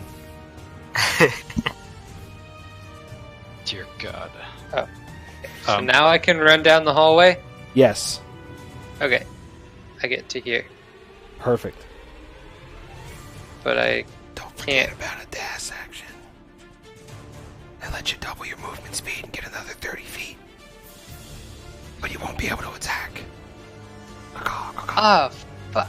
Alright, so I thought this whole time, I thought that when Eris was using dash, that was one of his abilities. Mm-mm. I didn't know everybody could do that. It was, but it was I got dash as a secondary bonus action, but anyone can dash. It just uses an action, whereas Eris could use it as a bonus action, or an additional bonus action. Well, shit. Okay. Well, ask questions next time. It's a question that I wouldn't know to ask. That doesn't even make sense to say. I don't want to use dash anyway. Perfect. That's going to be it. Here is a quick reminder in the Discord about your actions in combat turns. Corvair, I will let you know of one that's not currently on there. Okay.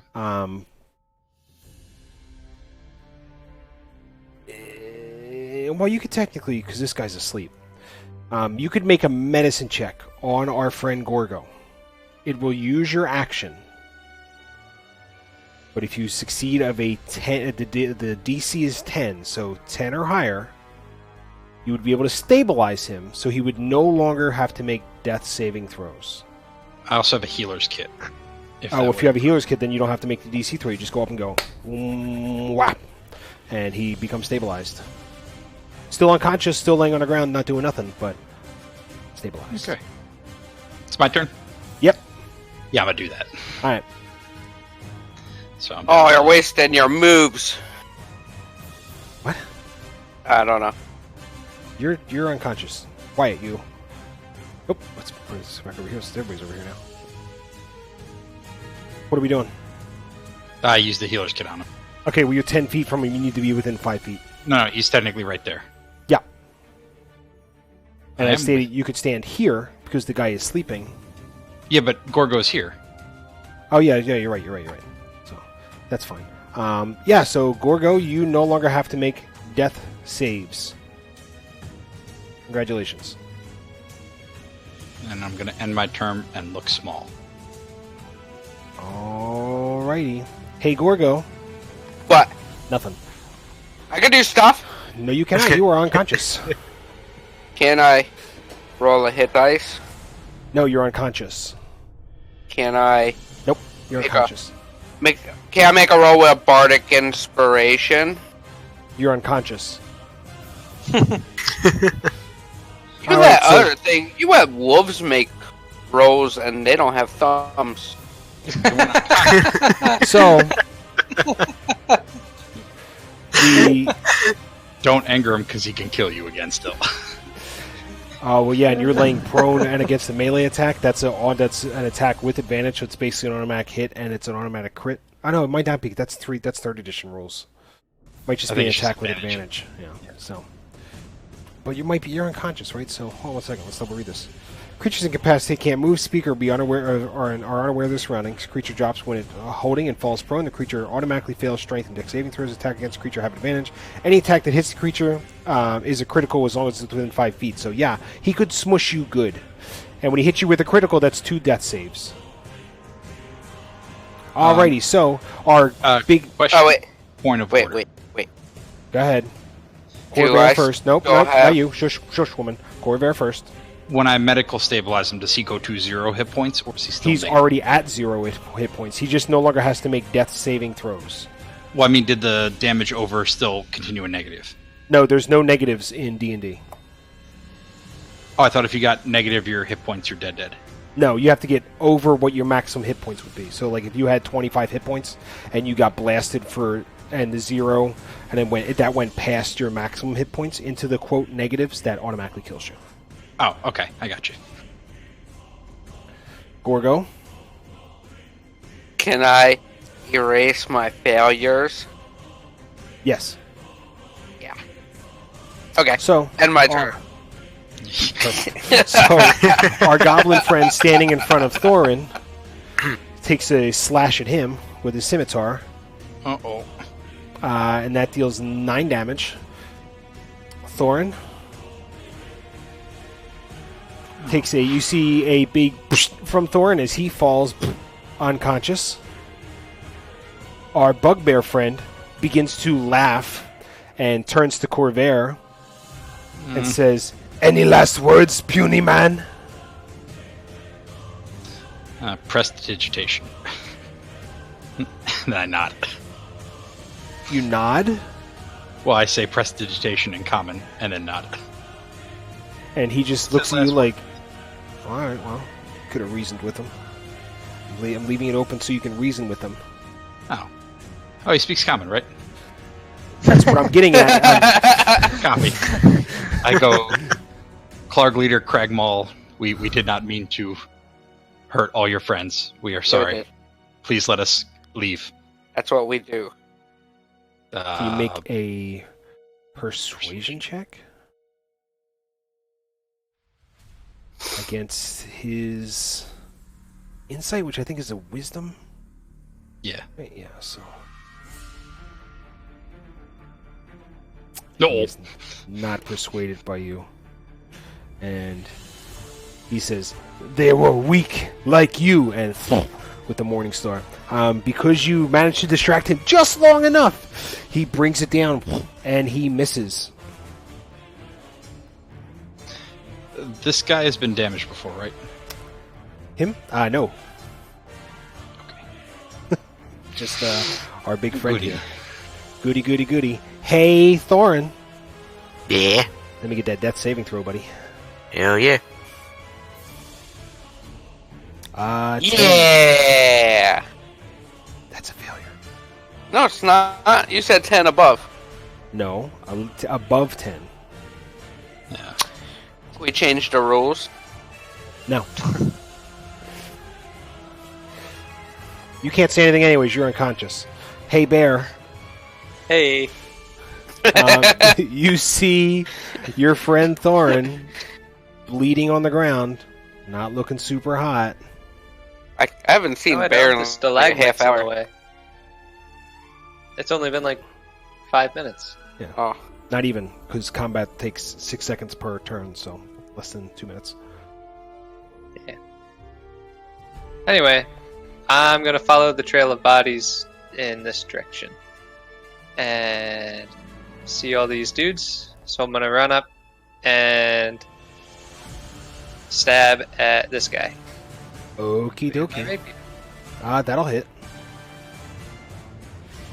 So you run up and you stab him, and it slides right through his heart and pulls it back out, and he dies. Not looking too good for that guy. I'll say to Corvair, who's the big ugly dude? And that's my turn. I look back and just shake my head. Hey, Corvair. Remember your actions in combat. If you don't want to stand right close to him, you can disengage and move away, and it does not provoke opportunity of attacks. That uses my action, right? Yes, it does. That's why it's called using your actions in combat. I'm going to try something crazy. Oh, okay. I'm going to cast Healing Hands on Gorgo, who's underneath the bugbear, and underneath his crotch, which hopefully the bugbear does not see. Okie dokie. And what does that give him? 1. 1. Oh, 1, okay. Hey, Gorgo. Hey, what? You are now lying prone. I'm going to move lying prone, but as you kind of snap up, Clark gets a little, like you kind of sit up real quick, and you basically hit him, and he kind of stumbles back because he can't occupy the same space you occupy, and I'm going to let the heroes have the advantage. Corvair, as you touch Gorgo, and you see Clark standing back, you're able to take an attack of opportunity. Okay. Can I use Firebolt? It's a action, right? Yeah. Yeah. Oh, can you use Firebolt? I don't know. Attack of opportunity with spells. Oh, yeah, it's cantrip, right? So, yeah. Yeah. That'll hit. You blast him pretty good, and you hear him go, "Rah!" And it singes a bunch of hair, and he starts to kind of bleed where the impact was. As a bonus action, can I rifle through Thorn to find his health potion? Oh, wait. No. Okay. So that would require an action. Then I'm going to go here and tell Bryn that Gorgo's up, but just barely if you have his health potion. I used both mine up. And I'll say I'll get Thorn next turn. Or next, as soon as I can. Not next turn. Next turn. Are you ending your turn? Yes, after giving that soliloquy. Perfect. Gorgo, you are laying on the ground. What can I do? So you can stand up and use half your movement. On the way up, you were able to pick up your great axe. And that's my action? No. You can use your action to chop up the our friend Clark here, who you don't know is named Clark. So I'm going to stand up and kind of look around and say, I want to ask him, who's the big ugly dude? And I'm going to say he ate all your cheese. I'm going to slash him. So, because you turned around first and asked Corvair who the big ugly dude is, as you spin back around, Clark is able to, you basically broadcast your thing, and he's able to just barely sneak out of the way. Now would be a good time to use the Bardic Inspiration if you feel like you should use it. I forgot I had that. Yeah, you guys need to stop forgetting that. That's a very key thing to my character. I'm gonna hold your hand now, but not much longer. I'm gonna use with the exception of Thorin, because he's brand new. We hadn't had that last year. I know, but you have it now. What's it? D6. It's a 1d6, but no matter what you roll, it's going to hit. So you hit. Let me get that damage, son. Can I fudge? So yeah, he takes 4 slashing damage. You know, as he steps back, he kind of looks at you and just and a little bit of blood, like he shaved just too close, starts to roll down. Are we all done? I don't need that no more, because... Yeah. All right. Yeah, I'm done. He looks at you and goes, "You're not as puny as the other ones, but still puny." And he hits you with his Morning Star. Jesus Christ. That hits. You take 13 points of damage. What is your max? I didn't kill him, did you? No. You go down. Again. Again. You are unconscious. And basically you watch this giant Morning Star just go... and hit him square in the top of the head. You see it just it open up, and he goes thump right to the ground. Then he disappears. Hey, Thorin. Death save. Let me get that death save, homeboy. Hey, success! All right. Hey, Bear. Hey, yeah. Let's do it to it. I'm gonna run past Corvair and say, "Gorgo's dead again."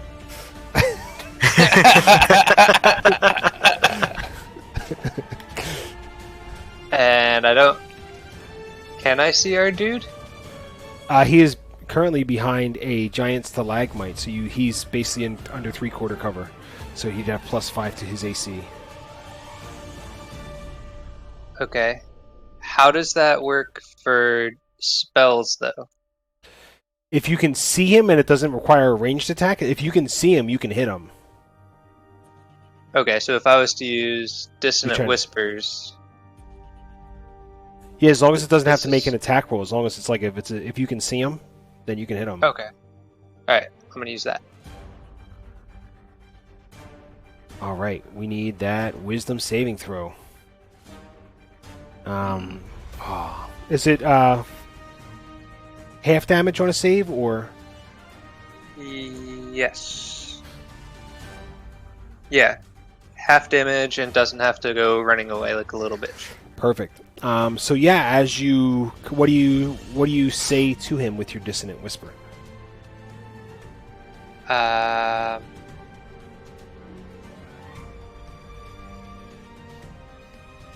don't know. All right. Well, Fuck your dick for a nickel. What?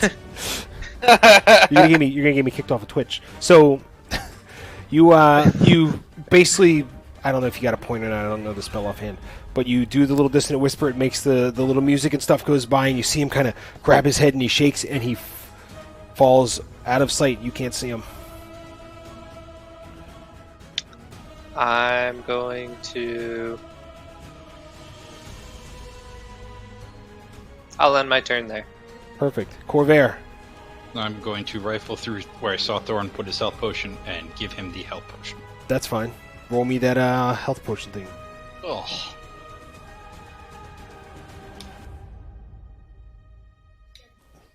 I rolled it. Guys, fucking burning through your health potions. Because people die. Well, And stop fucking dying. And then I look back at Bear and go, Get good. You should probably give the last potion, and I stress this more than enough, the last potion to Gorgo. And then end my turn. Gorgo? Uh-oh. Gorgo. I need that death saving throw, buddy. Oh, that's 2. That's a double. Oh. Yeah, oh. That's not funny. It's not funny. That's all. Liar, that's only 1. It's 2. Critical failures are 2.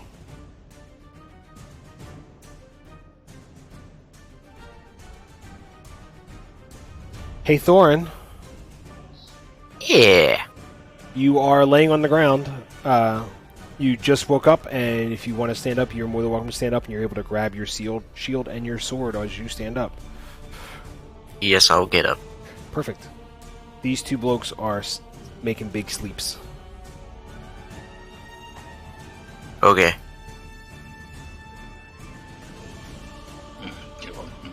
Yeah. Gonna go over here. And I am going to attack the guy on the right.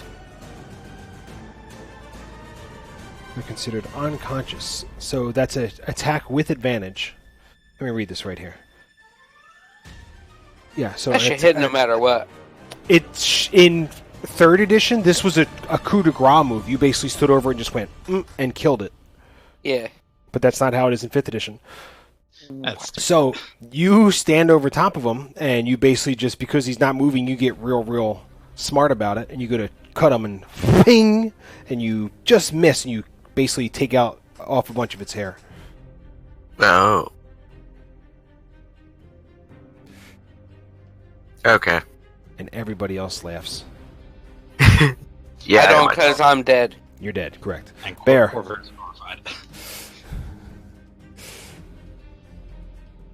Hey, Gorgo. What? You're feeling 5 hit points better. Since I'm assuming that's what Ben did, and giving it to you. Because he didn't say it, he just, so I could have taken it that he drank it. Yeah, my mic was muted because I'm a dummy. Way to go, Eris. So, what else you want to do? I'm gonna give Bardic Inspiration to Corvair. Okie dokie. Hey man, you're doing a great job out here. Better than these 2 blokes. Thank you. How many do you get a day? 3, right? I get 4. 4. Yeah. Corvair. One left. 1 left. Good luck. Can I step over him without waiting? That guy? Yeah. Make me a dexterity check as you go over him.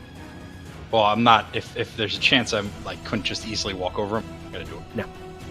Okay, then I'm going to lean around Gorgo and cast Firebolt. Perfect. So, normally, the way this works is you would have advantage on the attack. But because he is a downed creature, you actually have disadvantage on the attack. But because he is unconscious, you have advantage. So because your disadvantage and the advantage of him laying down cancel out, it actually becomes just a regular straight roll. And your 14 doesn't hit. Wait, wasn't it 2 advantages to 1 disadvantage? Mm-mm. He's laying unconscious, that's an advantage. Because it's ranged and he's prone, that's disadvantage. Oh, okay.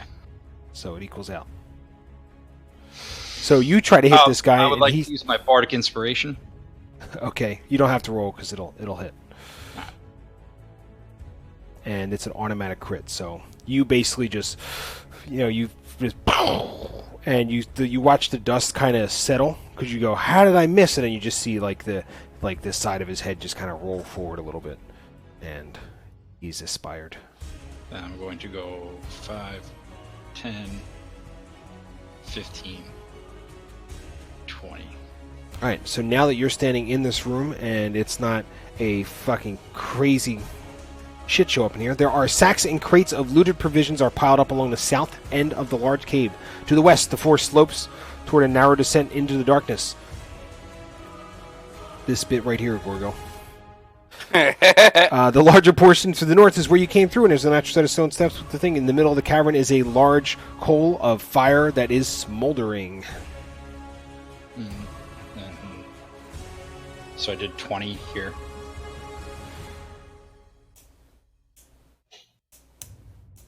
And then I'm going to go 2 more. Okay. And then end my turn. Perfect. Hey, Gorgo. What? I don't remember if you stood up last time. Did you stand up last time? Yeah. I don't think so. I think he hasn't had a chance yet. He hasn't had a chance to stand up. Oh, yeah. So you can stand up and pick up your great axe, and you kind of rub your head because you have a pretty good headache. Can I use If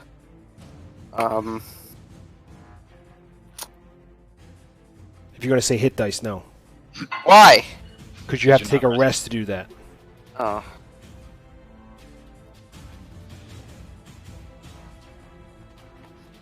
Then... What the fuck?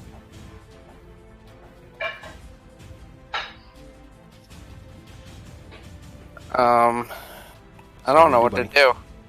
There's this guy who's sleeping, who's perfectly hittable with a giant fucking axe. Yeah, well, we know how that goes. Yeah, we do know how it goes. Okay, I'll show you how to go down here. Yeah, I'm gonna roll fucking 1. Try to hit him with my axe. Oh, please roll a 1. D&D gods. 15! So you bring your axe up and you bring it down, and I'm not going to have you roll damage because it's a crit. And you basically just kind of chop him in half.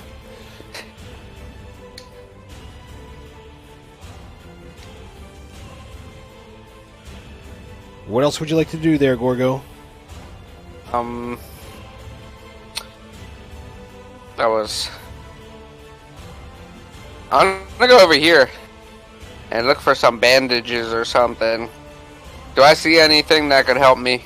No, because you've already used your action, so you can't do that yet. I have a whole nother bottle. You ready? You all done your done. turn? Alright, it's the goblin's turn.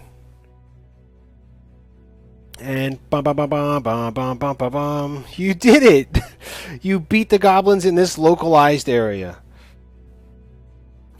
Alright, now do I see anything that could help me out? So, as you dig through the provisions, you notice that there is a shield on a bunch of the boxes, and on the shield is a lion's head.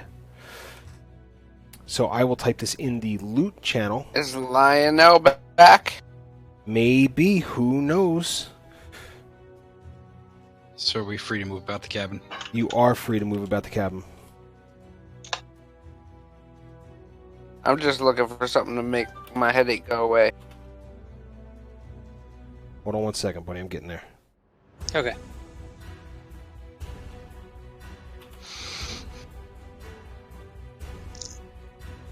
I gotta type out all the. I'm on fire. If you're standing in the fire, you're gonna have to make a 1d6 fire damage roll. No. Damn it, Gorgo. Alrighty, so inside you find through all those different boxes, you find 600 copper pieces, 110 silver pieces, 4 potions of healing, and a jade frog statue that has 2 little gold baubles for eyes, worth 40 gold pieces. Do I see where that big ugly guy went? These 2 guys here you put to sleep, or from the other side there? The other side. You have no clue because you're not over there. Okay.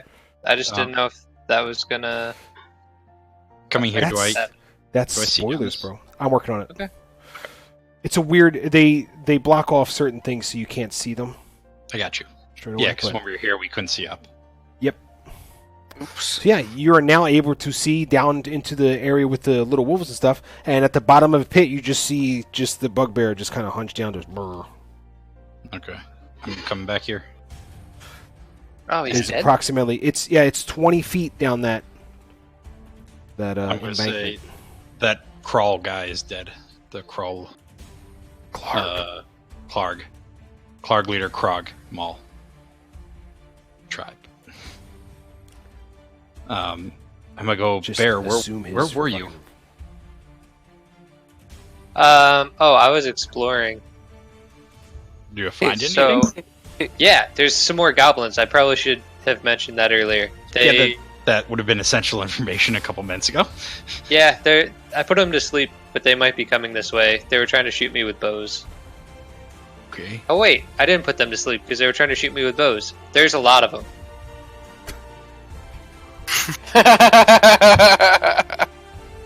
I look at the 2 big guys and go, do you guys want to set up an ambush here? And I point to those 2 things. And then one of us can lure them. Yes. I need Tylenol first. You don't know what You Tylenol is. can take a... In the loot, you found 4 potions of healing, but you can take a short rest. It'll take 1 hour to do the short rest, and you can roll your hit dice. Okay. That's up to everybody else, though. Because that leaves us vulnerable. Please Yeah, be you mindful guys- that goblins know there are people in here. Do I see the... Did he take anything from the crate? Whatever's in the loot channel, man. That's what was in there. As far But as did that Jade's... Did he take I it? don't... Did he take what? All the loot. I don't know. You have to ask Gorgo. Gorgo, did you find anything? Maybe.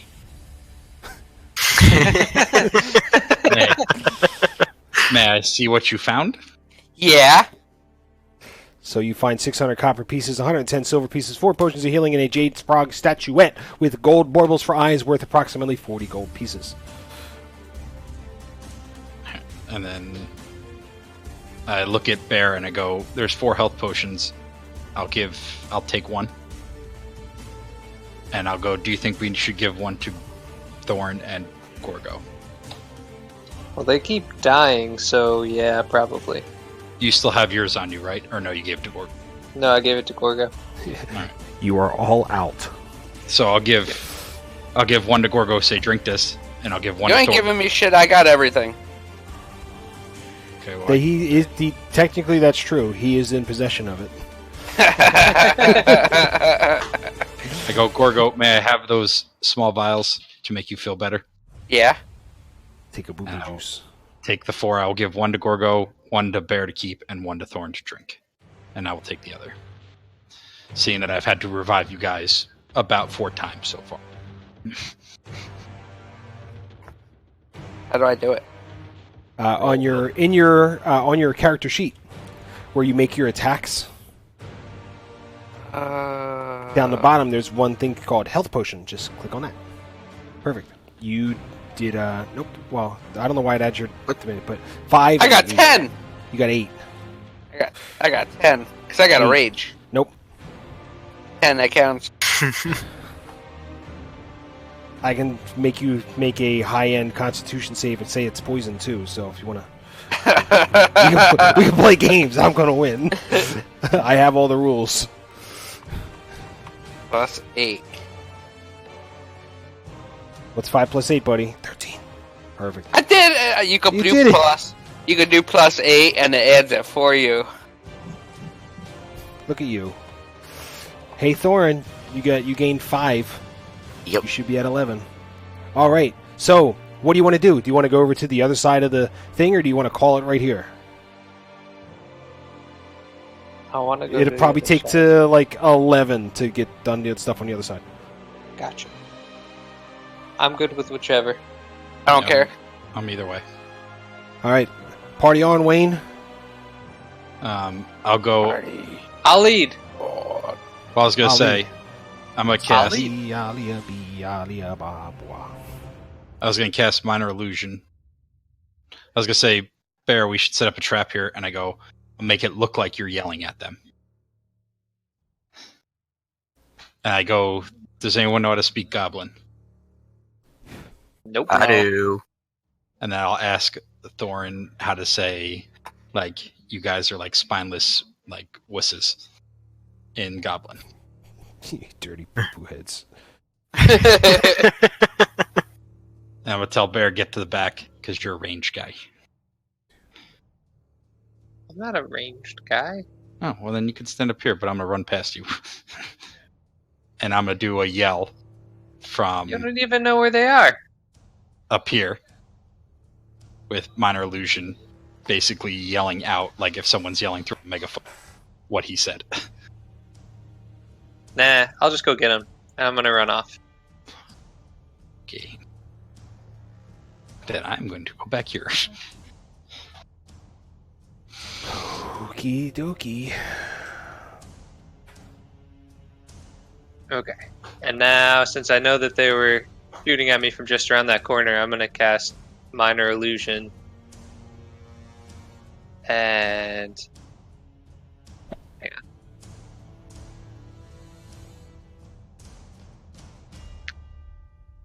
I'm gonna cast Minor Illusion so that it looks like my hand is sticking out from the wall right here.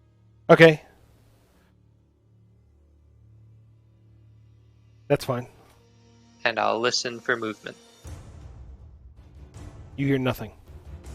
Okay. I will continue on. Perfect. Let's get. I'm gonna go sneaky as well. All right. You are as sneaky as you think you can be. I will be as sneaky as I think I can be up around this corner. So as you come up around the corner, all of a sudden you see a quick flash of a goblin kind of run inside. Run past the hallway there. I'm assuming you could see that. Yeah. I'll yell, "Hey, come get me!" You come get me! It's me, Mario. God damn it. Can I leave my token here and just say that I'm going to run back and get those guys? That's fine. Alright, I want to run back and say, yeah, they want us to follow. I think we should follow. No, that sounds like a trap. Exactly. Is everybody's going to where Ben is? Or, Bear? Yeah, I'm just gonna stay behind. So we'll go Thorn, Gorgo, Caviar.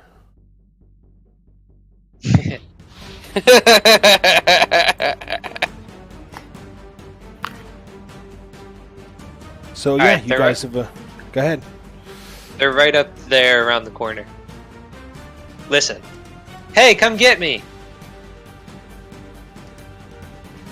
They didn't answer.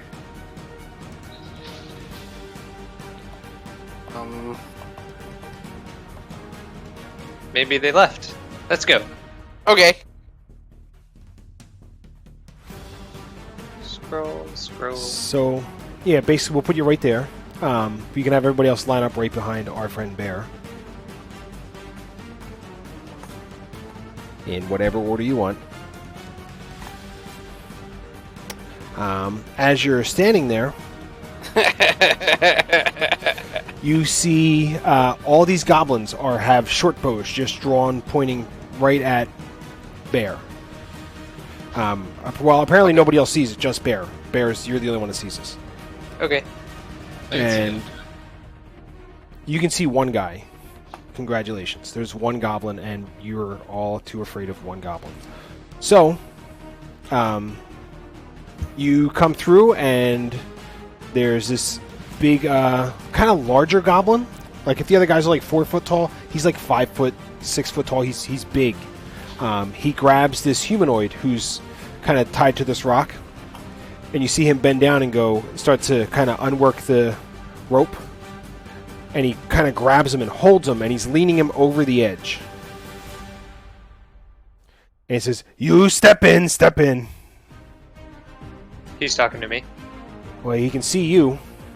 Okay. And the other guy's looking pretty shite. I'll... Come on, step in, step in. Step in, then. All right, perfect. So, you attacked one of my little friends down here. Which one? This one. And he points over to the guy at the bottom of the stairs. He's got his thing there, but he's just kind of shaking. You guys all look the same. Is he the one I put to sleep? It doesn't matter. If you're the one who put them to sleep, that's fantastic. But I call it a truce. Oh, okay. The human here, he won't last long. What are the terms of your truce? You see, we've been kind of harassed by this larger creature. And if you can eliminate the creature, I can take over as ruler. Can I hear this? No. Okay. You guys are out in the hallway for whatever reason. You can see him move forward to talk to somebody. I'm gonna push kind of Thorn forward. Like kind of like that. If he doesn't want to go, you're gonna have to make a strength check to push him. I'm gonna kind of shoo him, like shoo. Okay. He's squishy. What larger creature are you talking? New friends. Come on in. We have some discussions to go over. I'll turn and say, "Yeah, guys, come on in. These guys are actually pretty nice." As they're all pointing. Have short bows, right? Yeah. I go, as a sign of good faith, how about the weapons away? You have him clearly perched above the parapet, or parapet. You could kill him at any moment, so no need for short bows. Hooded man uses funny terms, but we will go through this. And he just kind of motions, and they slowly release. They still have it. The arrow is knocked, and they're ready to go if shit pops off. They're ready, but they're not actively pointing it at you. So how can we get him in safety? I talk to little hairy man, not hooded man. Come late to party. Hairy man. Shut up, Corvette. Hairy man. You take care of this for you. In truce, I give you human. He's no use to me anymore. What big creature are you talking about? He lives other side. He's big, has nasty wolf. Calls himself King Clark. Is he super ugly? Yes. Oh, yeah, we killed him already. Oh, you've already killed him. Fantastic, fantastic. And you hear this whimper of the little human go, don't trust him, don't trust him. And he just kind of smacks the human across the side of the face. He goes, no, pay attention to him. He's a little out of it. I'll say, whoa. Let's just calm down. I want to try to persuade him to bring him back to safety, like away from the edge. All right, make a persuasion check. Against his insight's intelligence or wisdom, I forget. Insight is wisdom. He kind of looks at you and goes, okay, Harry, man, and he pulls him back from the edge. He's still holding on to him. He could still chuck him over, but he's basically not actively leaning him over. We can talk. I go, if you send your men, they can see he's dead. He's at the bottom of that really steep drop. No. I not send my men so you can smush him with more arrows and swords. You send your men. I don't know if they can carry him. I don't need the whole thing. Just How about his head? Head's work. His That's head? fine. Yes. Hey, Gorgo! Oh, you have more friends. Yeah, Gorgo. Hi. Hey, remember where we killed the wolves? Yeah. Can you go there and bring back the head of that big ugly dude? What do you wanted? That's right. Okay. Alright. See you soon. I will give you time to retrieve it. So I'll just say, instead of having you go all the way down there and all the way back, I'll say that a couple minutes elapses. I don't know how to get back there. I understand. A few minutes elapses and Gorgo comes back. And he's holding the head of our friend Clark. There you go. That's the guy, right? That's not another one of your friends? Thank Okay, you. good. This is so nice. And he just kind of gives a little yell. He goes, "Me now, chieftain! Hail King Emek!" And they go, "King Emek! King Emek!" He goes, "This is good. This is good." I would like to try to deceive him now. Yeah, because she's in Well, you got to tell me what you're trying to deceive first. Alright, I'm gonna... Gotcha. I want to try to deceive him into thinking that we want to serve him as well. Okay, now you can make your deception check. Why you want to serve King Emek? I may have use for you.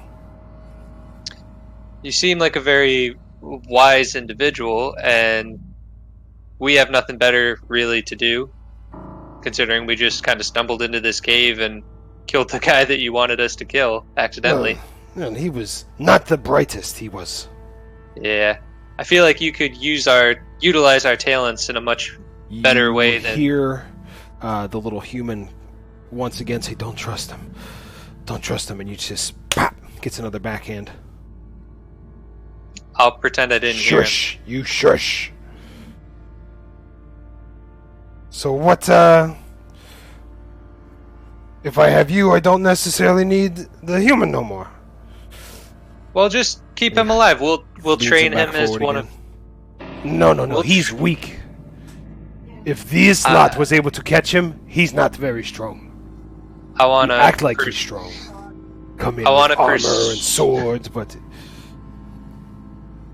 I want to persuade him that we want to train him as one of our underlings.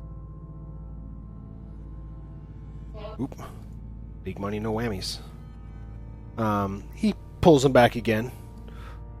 What is underling? He'll travel around with us, do what we say, and eventually he'll be as strong as us. Oh, well, slave. Yeah, that's pretty much it. Oh. I don't know. If he's slave, then I could sell him first. But then we wouldn't have him. Why sell him to you? You seem big, strong, nice, and rich. But we work for you. You don't work for me yet, small man. Oh, I thought we did. No. Okay. I think it over. All right. But if you want our friend here, let's say worth, let's say he worth 100 gold. I don't have 100 gold. Oh, well then, and he leans him forward again. All I have is this head of a great big bugbear dude that we killed, and I'm pretty sure he was stronger than you. He's dead now. You could be too. I could be, but I'm not right now. I want to intimidate him.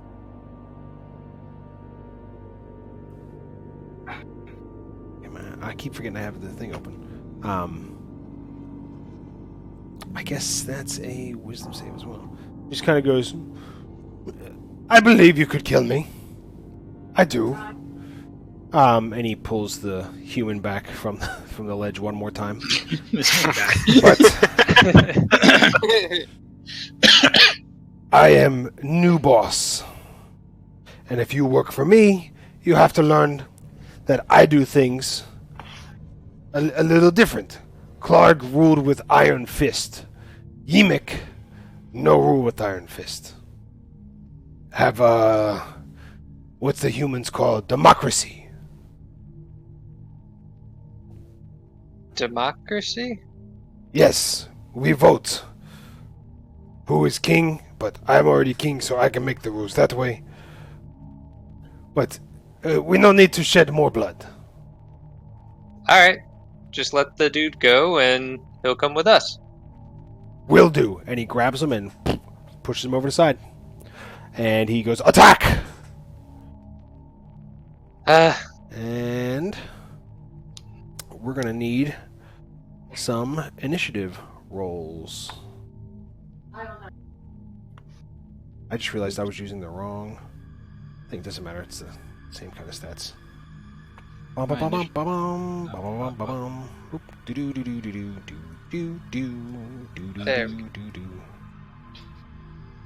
Perfect. So they all have their bows ready. Our friend, the human, has gone to the other ground. He's laying on the ground, unconscious. Hey, Gorgo. Yep. What you gonna do? Go. Let me think about what he said. I'm gonna go. One. Jump over this guy. And say, I don't like liars. I'm gonna hit this guy. Okay, so here's the thing here. Here's the deal, man. 5, 10, 15. To climb up that embankment, it's basically difficult terrain, so you're at 25. But you're that's a hill? Yep. He literally threw him off the edge, and the guy's basically laying on the ground, dying, effectively.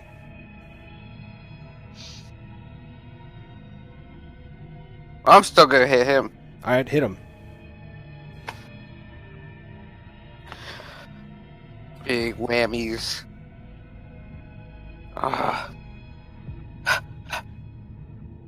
Perfect score. Damn it! So, because you climb up the hill, you kind of grab your axe and you go to swing, and he just kind of sidestep you. Should have just kicked him. Oh, I should have just threw him off. You would have had to grapple him first. That's alright. Alrighty. Would have had a better chance at that. Are you all done? Yeah. Alright. It's goblin time. Hey, Corvair. Yeah. Does this scimitar hurt being stabbed in the back? Yeah, it does. Yeah, not looking so hot again. Mm-mm. See this guy right here? No. He takes a short bow shot at our friend, Bear. Tie, so it hits. Meets it, beats it. 8. See this guy right here? He yells in common, you hit me, I hit you! And he shoots his thing.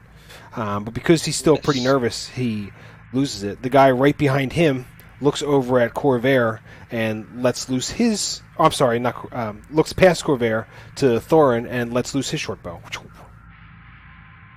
And Thorin basically has his shield up and it clanks off the shield and goes a little bit sideways. Our friend Yimik draws out a slightly larger scimitar. It's still pretty crude and tries to slash at Gorgo. Well, miss. That doesn't hit. Hey, Thorin. Fuck him up. Yeah. But you can't say fuck on Twitch.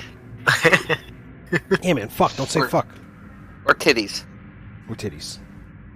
Man, Nightbot's gonna get mad. Nightbot ain't even here. She took the day off, apparently. Oh, that's depressing. That's why we're losing. He gave us good luck. It is a bit depressing. Alright, go over to this guy.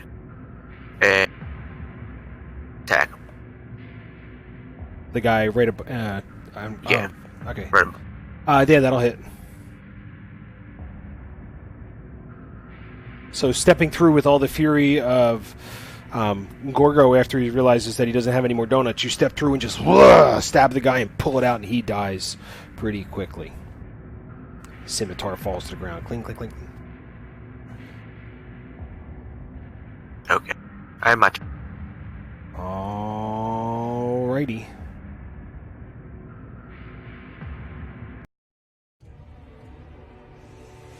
Hey, Corvair. I'm going to firebolt him. I didn't see which one you clicked on. I apologize. Sorry. The one who... This guy? Okay, perfect. The one in the front. No, you don't. So you get your firebolt ready and you launch it, but he manages to kind of duck out of the way. And then I'm going to go 1, 2, 3. And you're sliding down. That's down the embankment there, buddy. Then I'm gonna go there. You can go down that embankment, but it's going to be I don't want to go. So when I go, be a different roll. I'm tucked behind this wall again because that hurt. Yes, it did. All right, hey Bear. Hey. Good luck. Okay. I'm going to give Bardic Inspiration to Gorgo. Okay, Gorgo, you now have Bardic Inspiration. Lasts for 10 minutes. Hey, fuck that guy up. Oh, come on. And I'm going to say, hey, Yimik. Is that how you pronounce it? Yimik? Yeah, whatever. You're talking shit, right? Yeah. It's okay. We all make mistakes. I'm sure your parents are good people. Ooh. And he just kind of winces. And then I'm going to run back past Corvair and say, ouch.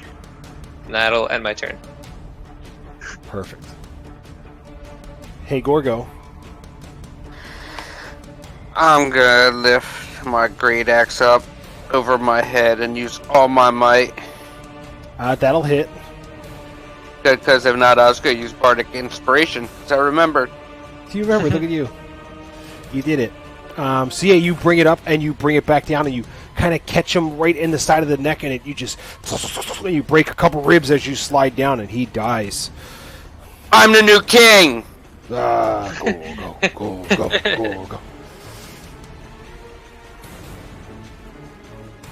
And my turn. Perfect. The goblins, in a panic, don't know what to do. So this guy just kind of squeals and takes off. 5, 10, 15. Thorn, you can make an attack of opportunity if you so desire. Yes. I would like. Let's fucking get that attack of opportunity, son. Alright. Now, is that just like a... Just regular longsword. Yep, longsword Okay. attack. Because as he's running by, you kind of get you swing, and he just kind of misses when he begins to turn to slide down the embankment. Do I get a shot at him? Yes, you do. He has left your circles of encounter, whatever the fuck they used to call it. Yeah, that'll hit. So yeah, as he's going to run away, you blast him. And he's got to make this slide down. So what was that? 5, 10, 15, 20. Oh, I should have used the other one. Because he would have been The other one? disadvantaged. If I used Frostbite, he'd be disadvantaged. Oh. He's basically... Don't do that. He's basically running away. 5, 10, 15, 20. Second guy, who's already been injured, Thorin. You can't make an attack of opportunity because you've already done it. Corvair, you can't make an attack of opportunity because you've already done it. And he begins to slide. 5, 10, 15, 20, 25, 30. He is in the process of sliding down. He slides to where he is. This goblin here figures he ain't going to go out like a bitch. Pulls back his short bow and launches it at Gorgo. He's kind of a bitch, though. Hey, Thorin. I'm gonna go in. I'm gonna attack this. I'm reading the jugular. All right. Jugular. Let me get that damage, son. Clow! And you stab him in the jugular, and he goes. Blah, blah, blah, blah, blah. Oh, I forgot to make it sound. Perfect. All right.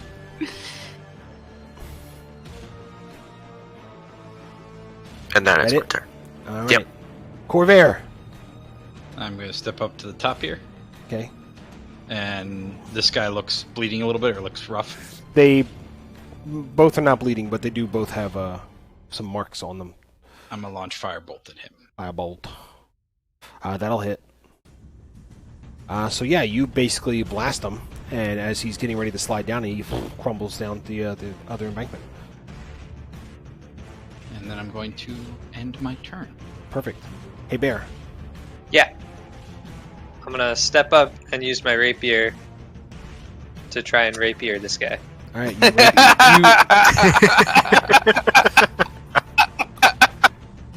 You rapier him. So as he's getting ready to slide down, how do you want to do it? You don't want to know.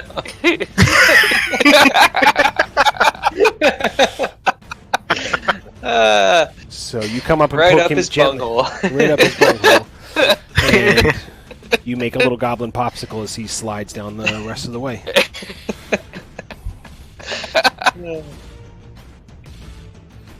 And that means... Oh, look, it's an ad. Let's not do the ad. Perfect.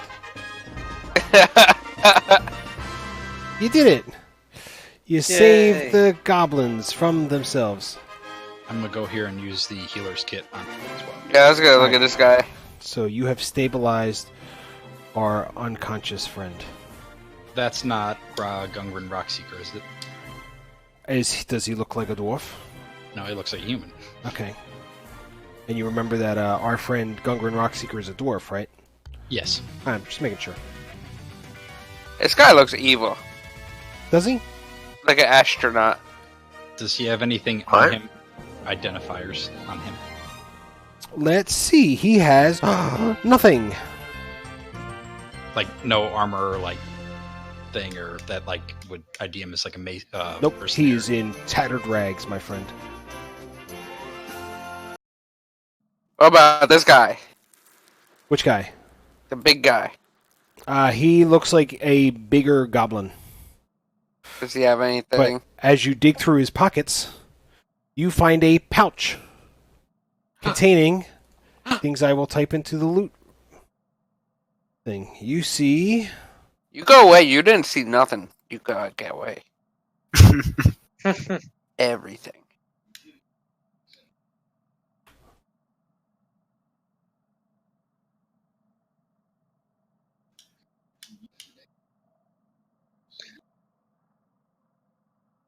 You find a small pouch, and you kind of jingle it, and it's got 15 silver pieces in it and 3 gold teeth.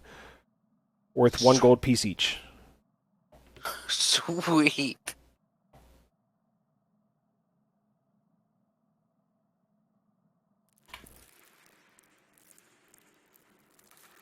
Drop the beat out. What'd you find there, Gorgo? Nothing. If you're trying to pocket it without them seeing it, I'm going to need a sleight of hand check. Okay. Yeah, I took it from him. He didn't see me take nothing. Give me a minute. I haven't used that in a while. you scoop it up and you go like jingle jingle jingle. You open it in front of everybody and go woo, and then you look around real quick, hold your arm out, like hold your bag out, and just go and look at everybody as you do it. They've clearly seen you. Fuck. I give the bag to the smart guy. Bear. I go, well, do we want... Not a smart guy, Bear. Fine. Thank you, Gorgo. Is this all you found? We have to share everything, you know. Yeah. Okay. Wait, Well, I gotta do We still have the stuff yeah. from other... No, we don't. Yeah. What do I gotta do for this one? Gorgo, do I need to remind you that I brought you back to life 3 times? But this one I could To use. be fair, he probably doesn't remember. And I kind of motioned to the dent in his skull. To be fair, he doesn't know how he got it. Deception? What are you trying to? What are you trying to do? You got to tell me. Don't just do rolls. I need to know what you're trying to do. Yeah, I was trying to, that they don't know. I'm trying to lie. But we saw him. They've clearly seen you. A lie is not going to help you. But they didn't see me in the other cave. I asked what you had. You showed me. you told us about Yeah, you openly admitted You to. showed me everything. No, not in the other cave, not the... That's how we got Things. the health potions. You saw the health potions, you didn't see all the other stuff. I literally told them what you saw, what you had. Oh, god damn it. You told them, not me. Well, you didn't tell me you were trying to keep things from them. You got to be specific, my man. Anyway, I took everything. Except for the bag of teeth. I look at Bear. Like, well, it's one bag. It has the silver pieces in it as well as the teeth. I look at Bear like a help me look. Come on, Gorgo. What? All the other stuff, too. Okay, All right. Okay. so I give them 600 copper, 110 silver, and the jade frog. No, see, they already know you have the jade frog. Yeah. And Yeah, he The said he gave 600 it all to us. Yeah, he said he gave it all to Bear Yeah. to divide up. Yeah. minus the gold teeth. The gold Oh, he- teeth are in the bag. Yeah, he ended the bag. With the to him. silver. Yeah, we've With got the everything. other- So Alright, basically, Bear has all of them right now. Perfect. Yep. So, what do you want to do now? I'll Heal. put it all in my bag and walk out. I'm just kidding. I'm not actually doing that. Peace. I'm still king, I mean, I'll- bitches. I'll divide everything up evenly. Yeah, if you wound up with like a round, like a number where it's like, 110.3333, just round up and everybody just take an extra one. Okay. So everybody gets 150 copper. And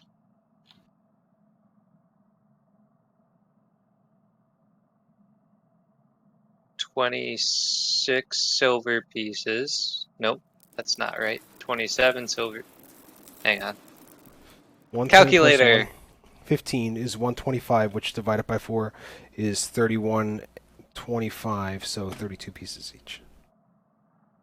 You're smart. Thank you. Turns out I don't just sling shit for a living. Hey, hey. I do. Yeah, man. And then. Oh. So what is the conversion rate for gold pieces? To silver. Silver to gold, I guess. It goes. Let me get a character sheet open so I can It's break it down. it's So factors of 10. penny. Right? Yep, penny, dime, half dollar, and then the platinum is $10, I believe. Okay. So 10 silver per gold. But do not do the conversions here. You have to get them done in a bank or someplace that can convert them for you. Yeah, I was just thinking if one of us keeps the jade frog, then I'd give them less copper and silver. I mean, you don't technically know it's worth 40 gold pieces. Fair You point. just know it has value. Okay. So I'll divide up the coins. Oh, wait, there's...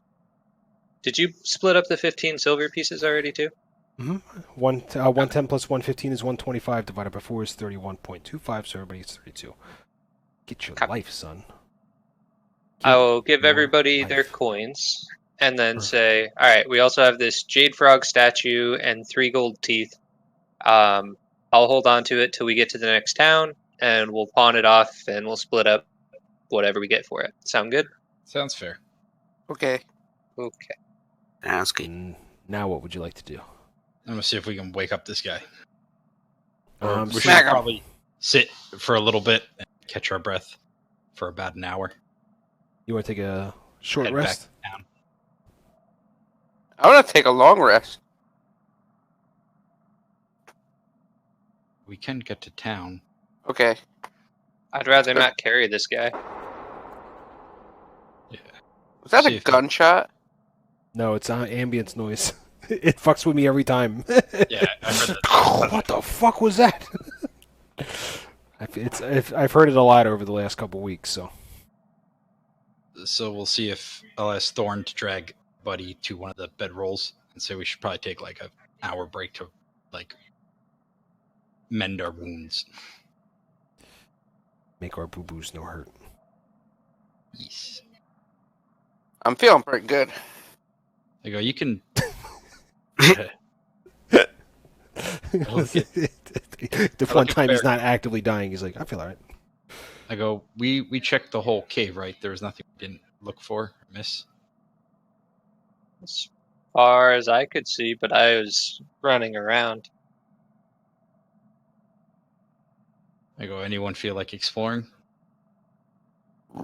No. Well, I'm gonna go sit in the corner and take an hour rest. Okie dokie. Who else is taking an hour rest? Hold on, homeboy, don't be hitting dice. You gotta make sure everybody's taking an hour rest now, man. I'll take an hour rest right here. Is everybody taking an hour rest? I'll take one. Perfect. I'm just gonna assume everybody's doing it then. Yep. If you would like to use your hit dice, you are now able to roll your hit dice.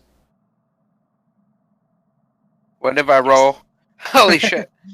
What if I roll hit dice and it goes above my XP? You only get to max XP. Well, fuck that then. I know.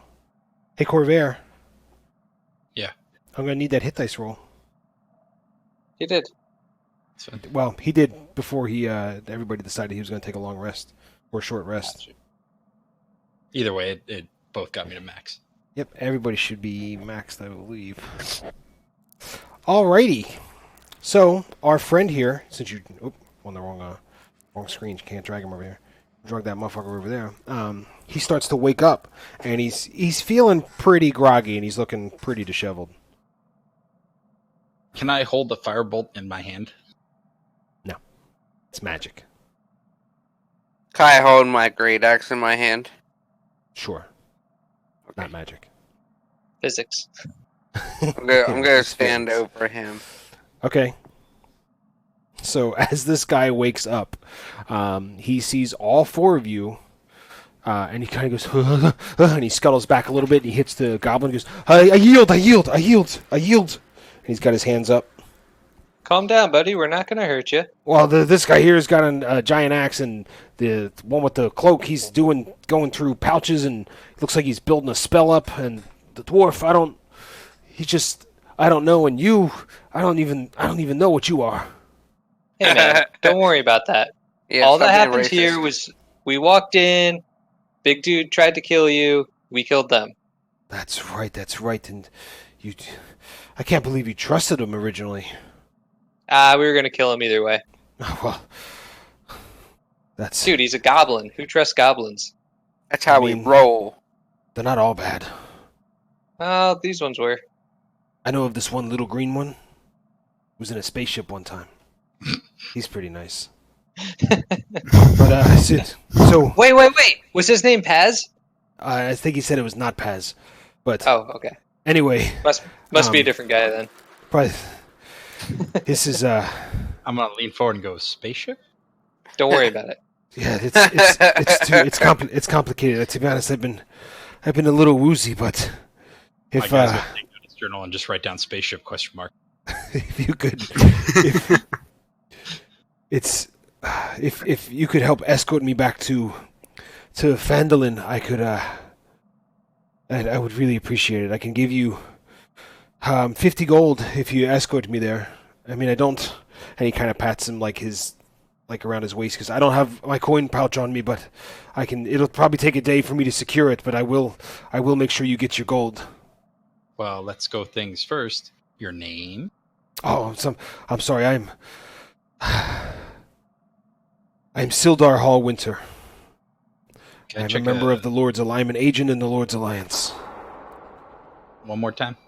Good shot. Sildar Hallwinter. Sildar Hallwinter. I'm an agent in the Lord's Alliance. And I could... How'd you end up here? Well, I was traveling. I was hired by a dwarf, Gungren Rockseeker, back in Neverwinter, and I agreed to accompany him to Phandalin. And on the way there, we were jumped. We were ambushed. The goblins came out of the tree line and took out our horses right away, and I tried to fight them off, but they managed to best me, unfortunately. And I remember that. You were there? Yeah. And you didn't stop them? We saw horses. We weren't. What he means is we saw the aftermath. Please continue with your story. What happened to Gungren? Unfortunately, I don't know. We were originally going to Phandalin to meet up with his brothers. There's 3 of them. Gungren, Thardrin, and Nundro.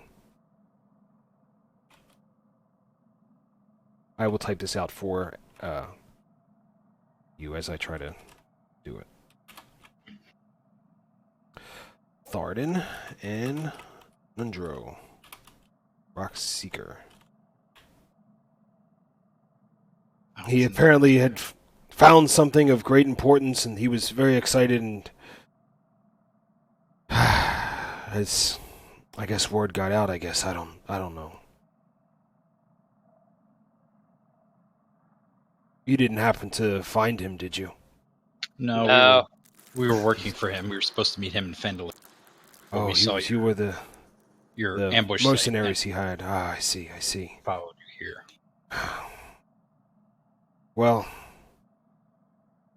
I was on my way to Phandalin to talk to a wizard who's also in the Lord's Alliance. I'm gonna go. It didn't happen to be. It's Arno Albrecht. He's been in town for a few months. He was there for the Lord's Alliance to establish order. But we haven't talked to him, so I figured I was already on my way to Phandalin. I could take the dwarf with me. It would be the Tribor Trail's a little rough, but it wouldn't be too much trouble. But I was wrong on that front. All right, we could take you back. You said you don't know what happened to Gungren? Unfortunately, no. You've gotten rid of all the goblins in this area, as far as we know. And the big bugbear calls himself Clark. Yeah, his head's right over there. Oh, and he kind of leans past and looks and goes, "Oh, you didn't find any sign of dwarf where he hangs out, did you?" Yeah, we found we found a shield, right? You found a shield? Look at the big blue man. I don't remember. Caw, caw, caw, you found boxes that had a sword, that had an emblem on it that was a shield. Caw, caw, caw, caw. Take notes. Caw, caw, caw, take notes. Caw, caw, caw, take notes. We found Lionel.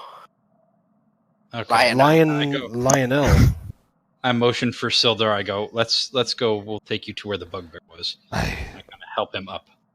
That's fine. He basically, you're kind of help him up, and he's kind of leaning on you as a crutch. And stay still. I will just drag all of you. Well, I was gonna just double check as we're walking to look like spots we didn't quite see. I got it, dog.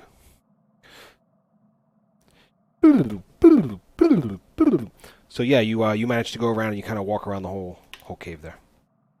No, I didn't find. If you're looking for secret doors, there's no secret doors. I'll save you the trouble of asking me in every 10 feet. But is there secret doors? Make a perception check. I don't wanna. But what if there's this? What if there's a secret door? It shouldn't be perception. Yeah, it's perception. Make a perception check. Oh, see, the DC was 65, so unfortunately, there's no secret doors. Okay. We'll come back later. We'll find. Come back later. Yeah, when you can roll a 65. Anyway. Yeah. So yeah, you kind of drag him back around, and this is I need to rest, and he basically just kind of leans on one of the boxes. This is the crest you're talking about, the shield. Yes. That's from Phandalin, if I remember correctly. It's the Lion Shield Coster. Lion Shield? Coster.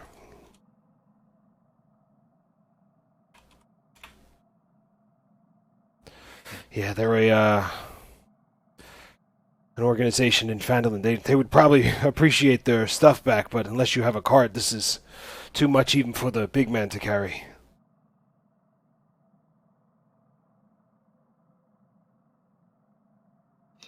Is there crates that were unopened? It's all just provisions. Okay. I'm gonna refill my food provisions. That's fine. I'd like to look around for any dwarven remains. There are no dwarven remains. Okay. Is there anything in the fire pit or anything? Like Fire. Okay. Well, I meant like there's like a bone. Negative. Really Those weird would looking be foot. remains. No dwarven remains. But what about under the crate? What about this corner over here? What about that corner? What about this corner? Are you There's sure? nothing. Yes. I grab some rations and I give it to Sildar. And he thanks you and kind of starts munching on them. So, you didn't, if you didn't happen to, I'm assuming you've looked through the things here? Yep. And you didn't find a map? It was in a tube. Nope.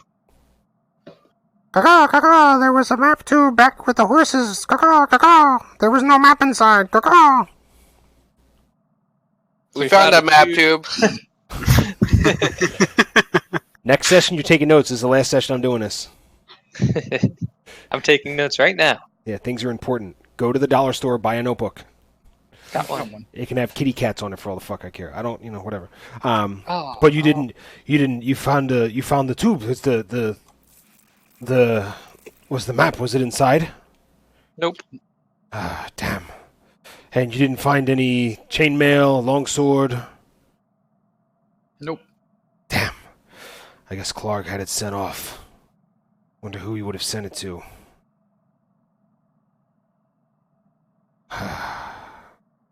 Well, the only person I can think of is the goblins spoke about this person called the Black Spider.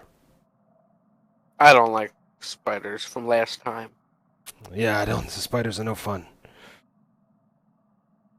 But I don't know who or what the Black Spider is. But the goblins were sure afraid of it. Maybe it is a spider. I don't know, but I'm feeling a little uneasy sticking around here, so we should probably head back to Phandalin. I got a scar from a spider once. You did? Yeah. Okay. Great. Let's get walking. All right. So, where are you going? Back to Phandalin. All right. Is that where everybody's deciding to go? Yeah. All right. Boop, boop, boop, boop. So it takes you a little longer. You arrive back to Phandalin. It's nighttime. It's basically, let's call it like 9 o'clock. So it's pretty dark. As you happen to come around, you see Brathens as he's standing there, and he goes, "Oh my goodness, what has happened?" A lot. A lot, yeah, I noticed. Who's this man? I motioned for him to introduce himself. You know what? It's probably not that important. He looks pretty mangled. Let's take him to the Stonehill Inn. We'll I'll pay for his room. We'll get him some aid. Okay. And he rushes you guys to the Stonehill Inn. Sildar, when they get inside, goes over and you see him kind of sitting at the bar with Barthens, and he's basically talking to him and everything. He goes, your rooms are paid for the night, but our friend, he's going to get some food and some drink, and then he's going to need a bit of rest. Okay. And We that's could use some rest ourselves. All right. I'm assuming everybody's taking a long rest? Yes. Yes. Perfect. So, this is where we'll end the session for tonight. From all the loot you guys gathered, you also get 550 experience points each. Yay! Yay! Oh, Do-do-do-do. yeah. 625. 625. So that should bring you to Level 2. level 2. That's right. What? What? Do-do-do-do-do. So I can help out my friend Thorin here, since he's going to level up. Caw, caw, caw. Somebody with healing spells should take a healing spell. Caw, caw, caw. I'm up to 23 hit points. Are we allowed to talk about what we're going to do for our characters with the other party members so You we can can... do Or is that whatever you metagaming? want. Now, with the rolls, our previous rule was you could take the average, or if you rolled, you would get your average at a minimum. That's no longer applying. So So it's you can roll or either- average. So it's roll or average. For our fighter friend here, I don't get it. Well, we can use a character mancer, right? you can use the character mancer, but I'm going to help everybody through it here. So Gorgo, Yeah. oh, that's the wrong one. Your average hit points that you would gain back would be 7, or if you roll your dice, you're rolling a 1d12. So I could get up to 12. You could get up to 12, or you could get 1. Oh. Or you could take your average, which is 7. For the fighter, I believe you roll a 1d10. So your average is 6, Thorin, and the other one's 7. But we can do that. We can do that off stream real quick. We can take care of that right after this. But I guess Nightbot's not here. Apparently, Nightbot took the night off. So thanks for everybody for watching. This will go up on YouTube probably tonight or tomorrow, depending on how fast it actually converts, because Twitch now has a thing that lets it convert right to a YouTube video. So it saves me a lot of trouble. But I guess that's it. See you next time, which we got to work out a date too. Bye. Bye-bye. Bye.